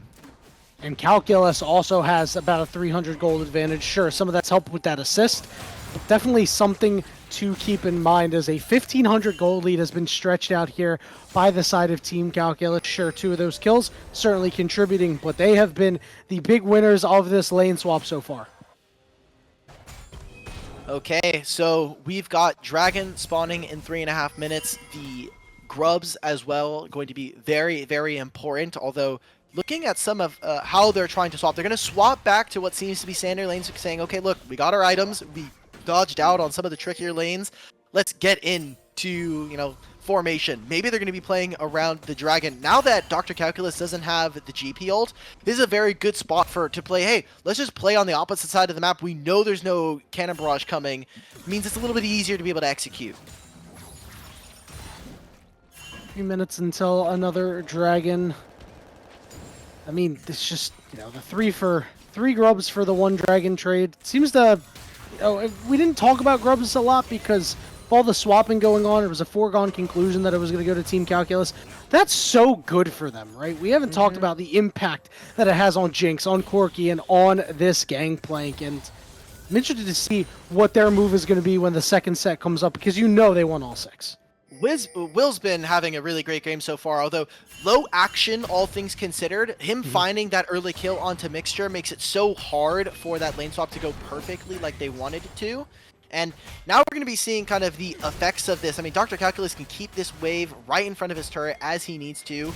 Will has to be, Kryra does need to be a little bit careful. Does have the level 6 now, so I wonder if he's going to be fishing for some flashes early on. But Will, because he's been able to be so active early, really opens up the game for his team. And now with the ultimate, he can come bottom lane. It looks like they want to try to get a push. They want to try to get this wave in under the turret. I don't know if they're necessarily going to be able to get a lot of kills. They're probably just going to be looking for some summoner spells and then looking to retreat and try to grab that 6th grub. And Thrall's still level 5 for right now, but I'm sure he'll be 6 quite soon. Aljun, we haven't talked about him a whole lot down in CS, but just chilling out and doing things that Aurelion Sol likes to do. Keep the game nice and calm, and then cause some problems later. I am really interested to see where this first move comes out from Kryra, right? We need to see this utility be leveraged really well, inject a little bit of life into Team Crimson. I know they've got some really good scaling on their side, but they have tools to be able to snap up some of these kills if they can catch Team Calculus in transition. And as we see, Will's just moving in enemy jungle. He's going to get vision. He's just trying to spot out where Kryra could be. Probably going to be meeting each other. Oh, I thought they were both going to be moving into this grub area, but they have to know, okay, Jinx is here first. They move in. They only are just now leaving the base. Yeah. I mean, Crimson could TP for this play, but this is such a tough read now for for the red side, as that's going to be 4 grubs here. And remember, Jinx gets excited after every single one of them, so anytime you're going to be fighting around grubs, you got to be so careful. This is a problem. Kryra, Oh no, he's going to realize that he's in some trouble. Hub is completely cut off. Kryra getting good roots down, but Will is here, enthralled with the knockup, but a lot of damage was dealt. So Mixture's ultimate helping out the team, making sure no casualties are had, but oh, that's 6 grubs. Ugh. yeah, 6 grubs. We have both this Phi Mini and Mobility. They both are kind of rocking the culls as well. Difficult spot to be in if you're on the red side, as kind of asking for your solo laners to be able to kind of pull off the miracle. Dr. Calculus getting the flash out from Crimson. Another trial by fire could come through here. He's going to be clearing out the minion wave, and he'll be able to reapply this. And look at what they're doing immediately. Recalls. I could see that Mobility is kind of waiting. He's like, if Crimson shows again and maybe you kind of slow him, I think I can execute him with my ultimate. And instead of going for this top play, Calculus, recalls, teleport. Now they're going to be setting up for the dragon. Really strong map play here coming in from Dr. Calculus and the squad. And Phi Mini too. He forces Aljun away and takes complete control of this mid lane. The world is Team Calculus's oysters. They begin to infest the bottom side jungle of Kryra and try to take away whatever camps they can, because Kryra's got to babysit Aljun a little bit, make sure that he doesn't go down under this turret. And when he looks over, he'll be like, dude, where's my Gromp? Oh, the rocket doesn't land. Ooh. Just barely grazes Aljun. Also, he has a lot of health. I don't know if he would have been able to grab that. 6 grubs, more plates My for goodness. both of these marksmen. Such a great job. And look at what Enthralled and Will are doing. They're sitting in that line brush next to the Gromp, making sure that this Jinx is getting solo gold and experience. What a fantastic play, especially when we think that this lane swap was initially initiated by the red team, as they find this pick onto Aljun, forces flash. Yeah, he got slammed into the wall, but nothing more, as Enthralled was forced to use his ultimate mobility. Trying to rejoin the team here, as Will has been rooted up. He'll flash over the wall. Good chompers, too, to make sure that the offense is stymied. But that means no dragon. This was their whole play, making sure that Jinx is getting gold. We're able to utilize those 6 grubs, and now they're kind of sitting, okay, we overextended trying to play for Aljun and Kryra. It means now Will is going to be going back to his camps, and this dragon is going to be going over to the red side. So stacking dragons potentially something. It is going to be a Cloud and a Chemtech taken, so the soul could be potentially very game warping. It could. There are a lot of good ones here available. I really hope that we get to see Hexgates. Like to see some really creative moves. Yeah, Will is in the back of this pit. Whiffs on the ultimate, and now they're getting conversion on Crimson, though, is weak on the other side, but Will is standing tall, and he'll take away the Drake. Wow, great steal. It's going to be an Infernal Drake. Look at Dr. Calculus, trial by fire, just ripping apart this turret. What was Hub doing during this instance? I wasn't watching the minimap looking for him, so apologies for that. I mean, he can literally just eat it up, leaves, gets the flash. Hub, He's gonna land one the kill, more. but yeah, Calculus put himself in the worst spot you could be, between a rock and a hard place, and now Crimson on top of Mobility, looking to claim a kill. And just like that, Team Crimson's getting on the board. There it is, 2 kills. Getting the flash out from Dr. Calculus is great. More importantly, getting the flash out of that Jinx is a good omen for this game for the red team, as now they'll be able to get some alone time with this turret. My eyes kind of start to glaze over towards this Rift Herald, as we've been talking about it a few times, but Rift Herald with 6 grubs is such an important objective to be able to take. It just means that you're going to open up turrets, and by mini, you might have to lose your flasher. No, he just aggresses forward. Yeah, Phi Mini's going for it. The big one lands flush, and Mixture will be the one who's alive to tell the tale.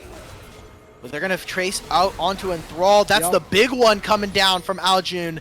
And they're going to go ahead and take this Rift Herald. Really, really great play. I mean, 5mini obviously getting that. He's going to take the bot tier 1 while all of this is happening. And they're still not going for this Rift Herald. Instead saying, let's get back to our lanes. Let's try to pick up as much gold as we can. Hub doesn't have the ultimate quite yet, so just getting vision down onto Will. The longer they take on this, the more they're losing out on the map. Oh, teleport Really? Crimson's behind. big. 5mini's in trouble. Yeah, this is a big play here. We'll see if 5mini can find a way out of this. He has realized that Crimson is in the area. He's moving around. He's auto-attacking the heck out of this Gromp. And he gives a shutdown over to Crimson. That's probably that moment where you're like clicking and he's like, guys, I can't click the blast code. Guys, I can't click the blast code. And then you start you panic zoom in on your scroll. You're like, I need to click. Don't know what happened. Sweating Could just be he was, profusely. probably just respecting the fact that he's probably going to be dying in that instant. They get the Herald after 6 grubs.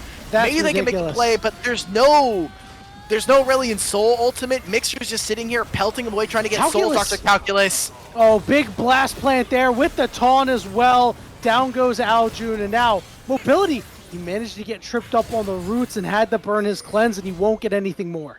Instead, let's just go for the mid play. Mid tier 1 is so close to dying. You've got the 6 grubs as well. You've got a minion wave you can play with. You know, despite some of the hiccups, some of the flubs, some of the flaws so far of this game, this blue team has been playing really, really well, and I'm really excited for what this game has now. No cleanse. It's just going to be the drive air assault. This turret's going to be going down. Hub's got to be so careful. Hey, Even he's getting the slowed by ultimate. the ultimate. Woo! The barrier bear. has to get burnt. Now there's teleports coming in everywhere. Crimson on a big flank, but he gets knocked away. Aljun is here to slow up Will and drop a mini ultimate. But Will going to get a big shield from himself as he'll be able to limp away. And you mentioned it.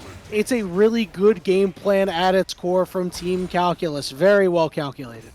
They're doing such a great job of being able to pull each other across the map, and this is the problem with getting more than 4 grubs. You can never match on a side lane versus, going on the opposite side of the map. Because typically, if you're 3 and 3, you're saying, okay, this guy's splitting, let's all try to group up, get vision, and try to really overload on one side of the map and maybe get an objective, get a kill, set up for a later objective. But when you have 4 or plus grubs, it becomes so tough. At that moment, you're saying, okay, if we leave him alone with the turret, he's gonna die. Like, he's just gonna take the entire thing, and then the map is really destabilized at that point. So, and you're basically no, 5mini. The buffs are fake. Do not ever Valkyrie forward, please. I'm begging you. No, I mean, you're so right. But, I was like, ooh, the wild 5-mini You stalks just his want prey. 5mini to lose his flash, man. Come on. Listen, I want him to use his Valkyrie and do a bunch of damage to Aljun, right? And surprise him a little bit. Maybe you can spook Wake him up. with a little bit of a flash. Yeah, exactly. Like, hey, I'm still here, buddy. So, trying to see if they can make this dive onto the turret. GP Barrel's going to clear out some of that wave, but this is going to be a turret going over to the red team as the rest of the map is in complete domination from our blue team. They're going to summon up the Herald. They're going to play on 2 different waves here. Jinx are going to push this mid wave. After this Herald crosses, they can just move on over towards the mid lane, and when they're done with that turret, does he get out? Does he get out? Oh my god, he's He going to get a second does. crash here. Now, does Will have his driver's license? Boom! Right in between the straights, and there we It's go. That's half the turret good. gone. That's going to be the second dragon for this team. Really great start here coming out as they're playing on 2 lanes. I think they're playing the map so well from the side of the blue team. Cryer trying to face check, find his way in. Calculus off to the side, and this dragon surrounded. Grasping Roots coming out. Poppy ultimate whips, and the dragon stolen away. And the dragon on the backside's doing a lot as he cooks mobility alive. And now he's on to Enthralled as 5mini has to leave. All right. Well, not the best fight, and 5mini losing his flash is huge for this. They're going to get control of mid with GP. I doubt that they're going to be able to take this full turret, although they can look to try to overforce here. Kryra, great job of being able to cut him out from underneath that wave, and it means that the mid-tier 1 falling does buy back a little bit of space and some time for this red side team as they're waiting for the scaling of the big soul. Love the way that Team Crimson is punching back, never giving up on any of these plays. Kryra really wanted to get Will back for stealing his second dragon. He's like, no. This one's mine. And ended up turning into a pretty nice play out of it. Calculus and Crimson. Calculus is very fast right now. Crimson a little low on mana. Meanwhile, off to the side, the knockup is on to Mixture. Mixture slammed up against the wall. And the Super Mega Death Rocket, he's burning! He's still upright somehow, but There he it will go is. down to a 5 mini rocket. And now Aljun trying to get out. He's forced to flash away as Enthralled and Will lead the charge. And the Baron going to be started up by Team Calculus. They've got double marksman here. It's a great call. Kryra's seen it ultimate before. is up and available. If they want, Crimson can TP, and he's looking for a flank. This will be a big one. Hub, can you be mobility for a moment? But they're going to engage on the weak side of the pincer. That's something that they were talking about during reviews. Go after the weak side, but the weak side has been exposed for Team Calculus as they lose Will, and Crimson's alright, and he's going to go back in as the health bars begin to drop, and a big ultimate as the skies descend on the members of Team Calculus. They're nothing but insects in the wake of Aurelian Soul. June and the rest of his team just make up good on that fight. Great job from Crimson to buy so much time. As you saw the collapse, they tried to find this Jax. Jax is able to escape, buy time for his team, and it turns into, hey, thank you for the leash on the Baron. We'll take 5 kills, a full ace, some of your summoner spells, and a big purple worm to boot. They've got dragon spawning in 2 minutes and 40 seconds. They're going to push out these waves, and by the time their Baron's done, that dragon will be ready for them to take and put them at soul point. Obviously, it's very different than the last game in terms of champion content and the way this game has been approached, and yet so similar of how one team was so far ahead, they try to make a play at Baron, they get absolutely wiped, and the Baron goes the other way, and all of a sudden, Team Crimson in the driver's seat now. Their carries are looking mighty strong right now, Ulk. Ooh, and this is going to be a pretty dangerous spot. So in 2 minutes time, like we were saying, the Baron's going to fall off. They'll have the dragon spawning. Hub is going to be on 2 item power spike, potentially even 3 if he's able to pick up another kill, maybe a lot of these minions. As his Muramana is going to be done, he has the opportunity, and he's on his way towards a 3rd item. Jinx as well. I mean, Mobility's kind of playing the same lethality Jinx build that has been picking up popularity, especially because, again, crit itemization kind of sucks right now. So could be a tough spot now, and they're just taking complete control of this bot side jungle. Crimson sitting in between the lanes, Aljun picking up the wave and getting gold experience and Stardust for himself, and they're just letting these minions wail away while they utilize the range advantage that they have with Senna and Varus. There's a lot for Team Crimson to throw at Team Calculus that Team Calculus has to wade through, right?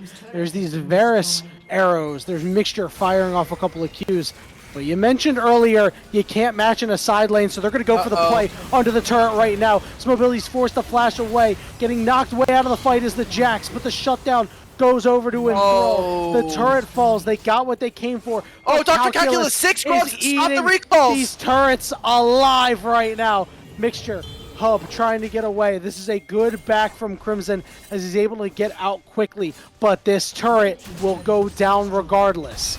Ow. Oh, does he live? He has the flash. You can also use the ultimate to slow them down. He's walking straight into It's Mixture. Mixture from the other side to be able to take him out. Crimson, But they get the this one mid getting tier the too kill. as well. Yeah, there's just destruction of structures. There is no structure left in this game, my friend. So now Kryra's on the wrong side of the map, but 5 Mini realizes that I don't think I have the damage here. They need to link back up with the Mobility as there's full health bars charging forward, and they're going to be able to catch out the Corky too. If Give you blink another coming one in, over to Crimson. Crimson. See how deep they're going to go. Aljun, he went golden for a little bit. Crimson always looking for more. The slows are there. They're forcing the flashes out. Aljun still trying to slow them down. They can't escape the Aurelian Soul, but they will be able to escape the Aurelian Does he Soul. steal the It dragon looks with so this? close. There's the Here we ultimate go, coming countdown. in. He took it away. Mobility as clutch as ever.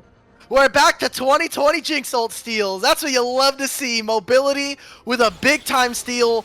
All in all for the game, it doesn't affect all that much, but it does delay the soul. That would have put them at soul point and potentially put this blue team on a timer 5 minutes afterwards. But it saves his team. He's able to buy them a little bit of space. I mean, in terms of the game right now, it's getting sloppy. Dr. Calculus is being more and more of a wave clear bot. He's on side lane trying to split push, but this team fight is just not kind of going their way right now. Will being the sole frontliner, kind of in the same vein as Kryra, having to walk up by himself and really relying on that burst damage from, I mean, Poppy's just kit in general, hoping that Phi, Mini, and Mobility can find that first kill to take over the team fight. And Will's not that tanky either. Sure, he is the front line, but he gets melted pretty hard. Aljun doing a decent bit of damage. You finally have a Negatron cloak for the side of Will, but Varus has percent health damage, right? So this is a problem regardless of how much armor you have. Nobody else is going to be able to match your tankiness. So they're going to need to find some creative ways, and this is something that they talked about that they want Will to be able to do, to rally the team, make some creative plays if they're behind. This is a good opportunity for him to flex that. Okay. There's an Aurelian Soul who's sitting with about 260, 270 stacks at this moment, so that singularity is going to get larger and larger. The XP, or the execution threshold, is going to get a lot larger, as well as Aljun now going to get chased out. Just going to be using his Eternal Starflight here. Get out of here. Not going to be under too much duress. I will say the waves are a bit too desynced for this red team. Is Will actually in trouble? No, because guess what? He can press W, and he has 1,000,000 movement speed, plus having the Dead Man's. All right, we're still fighting. Let's go, Crimson. Well, Crimson is level 15, and he's got 3 completed items. Looks like he only is out if he wants to be out. And it looks like he might want back in, but I don't know how they're going to kill this guy. Out is the new in, you know? You put your Crimson in, you put your Crimson out, and he's shaking his lamppost all about, doing a lot of damage. I want to see more of our top laners that are going to be playing Jax to kind of abuse the fishing mechanic. I know Zamudo on a couple of the games of Jax has been sitting in early game. He always sits in dot brush, and he just sits there and fish. And I know definitely Dragoon is someone who would try to maximize that little mini game, but he just sits there. He's like, I'm fishing. I'm fishing. I'm getting my +1 gold every now and then. We got Baron in 15 seconds. Both of these teams turn this objective into paper mache. Will's got to be very careful about walking into enemy territory. But with an Aurelian Soul and with a Varus, you gotta imagine that this Baron is a potential threat. As, I mean, yeah, the singularity just means clearing mid-wave is virtually impossible. Because at bare minimum, you're going even with this guy. And he's still applying stacks while he's doing it. And an explosive fight coming in from Team Crimson could just end the game on the spot. Alk Battery. Aljun has that Grand Star, not the Grand Starfall, has the ultimate ready to be able to stun up everybody, deal 1,000,000 damage. He's taking a little bit himself, but everybody is just running. They're just doing it with the two of them. Aurelian Soul Q is insane. Calculus. Yeah, he's just doing so much. Sure, he's taking damage, but it doesn't matter. Now the inside track goes to Team Calculus here. What are they going to be able to do with it? Because they have this minion wave, a very clear trade of Team Crimson taking the Baron. But these turrets, again, they evaporate. Now, the problem is, can they get out? Aljun has an upgraded ultimate. The local experience from getting the Baron means that he takes over, and here comes Geist of Sen. And he goes golden, knocking everybody up into the side. Calculus is going to fall, and they're on the wrong side of the base, baby. Phi Mini, Will, and Enthralled need to try to find a way out. Crimson takes a little bit of damage, but you're getting hit by Nexus turrets, and you really shouldn't be in there. And the turret is just going to kill Will, baby. He falls, and Enthralled wondering, how the hell did we get here? It's 30 seconds before the dragon as well, man. If Mobility hadn't stolen the dragon, this would have been their soul here and now. But as is, Crimson's going to teleport towards the bottom lane, and he's going to look for an inhibitor. Jinx up in 5 seconds. Dr. Calculus in 10. How much damage can this Jax get done? We've been talking about how dangerous this Jax was going to be. We talked about it during draft. If he gets ahead, he's going to have Zonias, he can have Sterix, and then he becomes this bruiser that is super unkillable. And we're talking about wanting to waste enemies' time. They're TPing in. They want to play on 2 waves. Playing on mid, play on bot, and when you're done, go for that dragon. Mid inhibitor turret getting chipped away and going to go down in a moment as the inhibitor and the bottom side goes down. Will wants to find a way in. They're going to go on to Crimson, who's getting chunked down. The Super Mega Death Rocket takes him out. As Jinx wants a little bit more. Good dodge onto the Varus ultimate. Is that so much money into the pocket of Mobility Hub, forced the flash away after Enthralled was looking for more. This scrappy Calculus team always wanting more.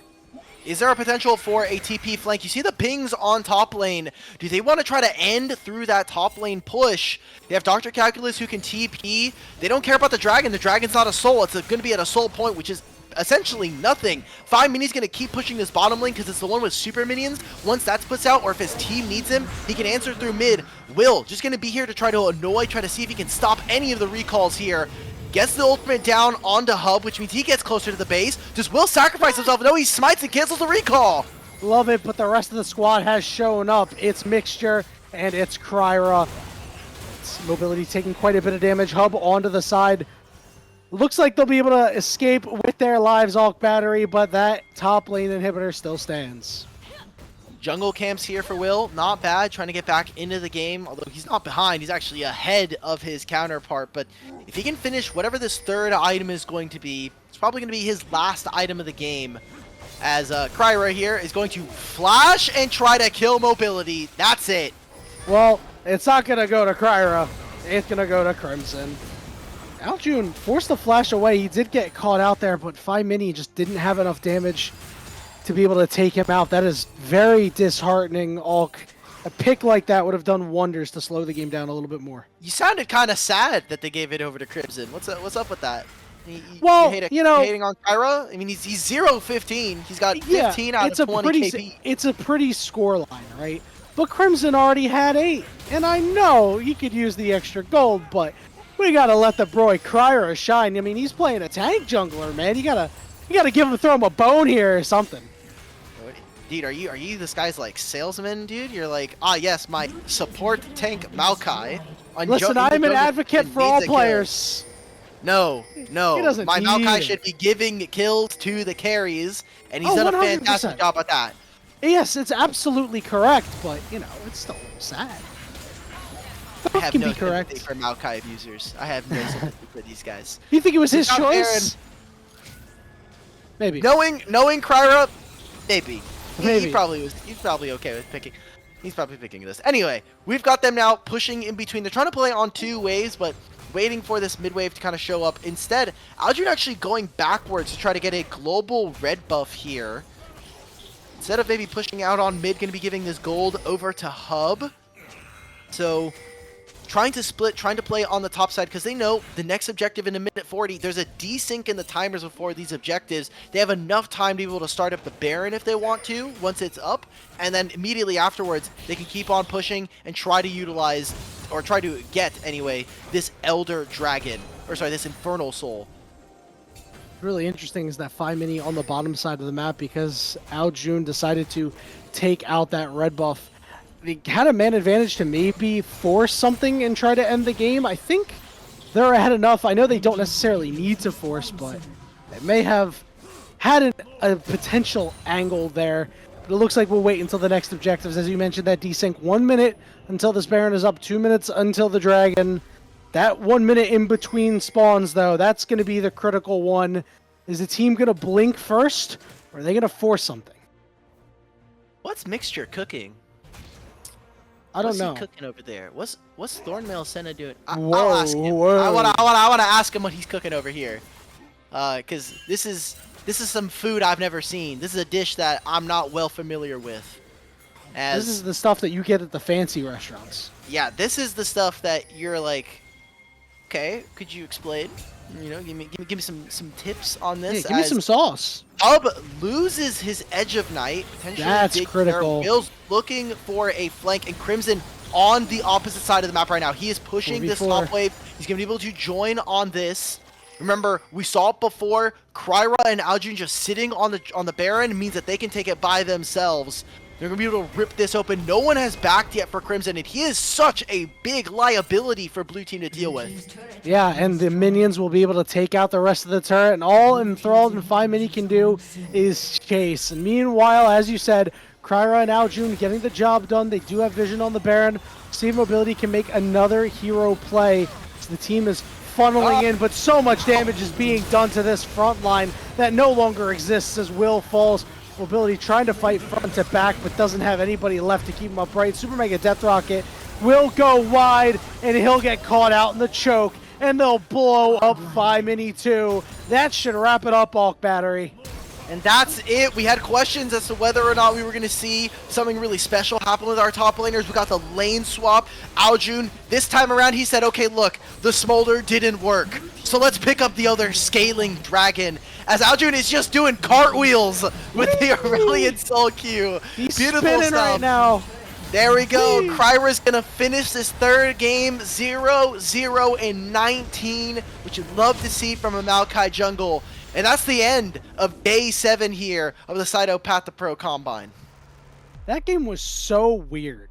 It was like a breakneck pace in the early go. It was like, all right, no, not in the early going, but after the lane swap, it just felt like turret goes down here, turret goes down here. Wow, boom, bow, 6 grubs. Doesn't matter. We're equaling on turrets. I mean, later on into that game, both these teams had 8 turrets apiece. So I think the way that game unfolded was a little strange, but I liked it. It's just a little unfortunate that we didn't get to see Corki and Jinx get a little bit later into the game and see them stack up against the Jax A-Soul, but very big credit to Team Crimson going through here, getting the job done, and Crimson picking up 11 kills for himself. Hub kind of went under the radar that game. Most damage, didn't die, definitely kind of broke the mold that time around and said, I'm going to steal the glory in this last game. Hub was just doing his best Gumayushi impression. And honestly, Isn't that what we all want to do? can't fault him for that. I think all of our players showed us some really great stuff today, especially when we talk about what they're trying to do, where some of these guys are in their career. We have a great mix of players who are either fledgling or journeyman players in Tier 3, some players that have been playing in the NACL, and some people that I think, are trying to make that, next step forward, which is the point of this Combine. They're looking for the next and best, greatest of North American talent. They are utilizing a really cool proprietary model to try to find people through solo queue and scouting.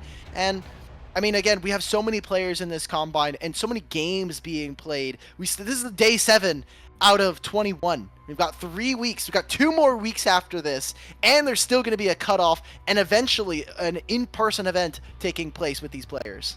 This is something that the scene desperately needed. Something that these players who continue to fight every day to be the best and be North American talent that can make it to the highest level and play at the highest level.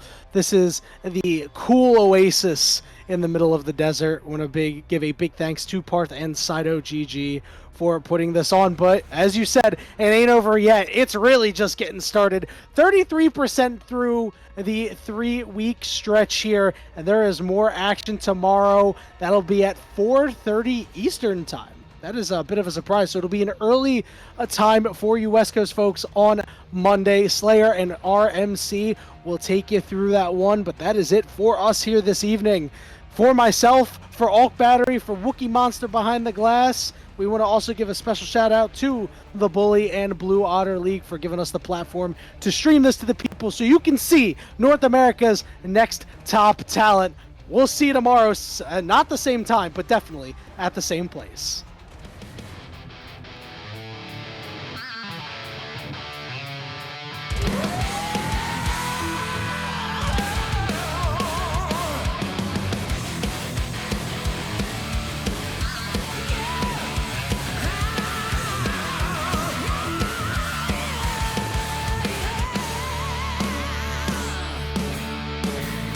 To the edge of death and back again. You've seen the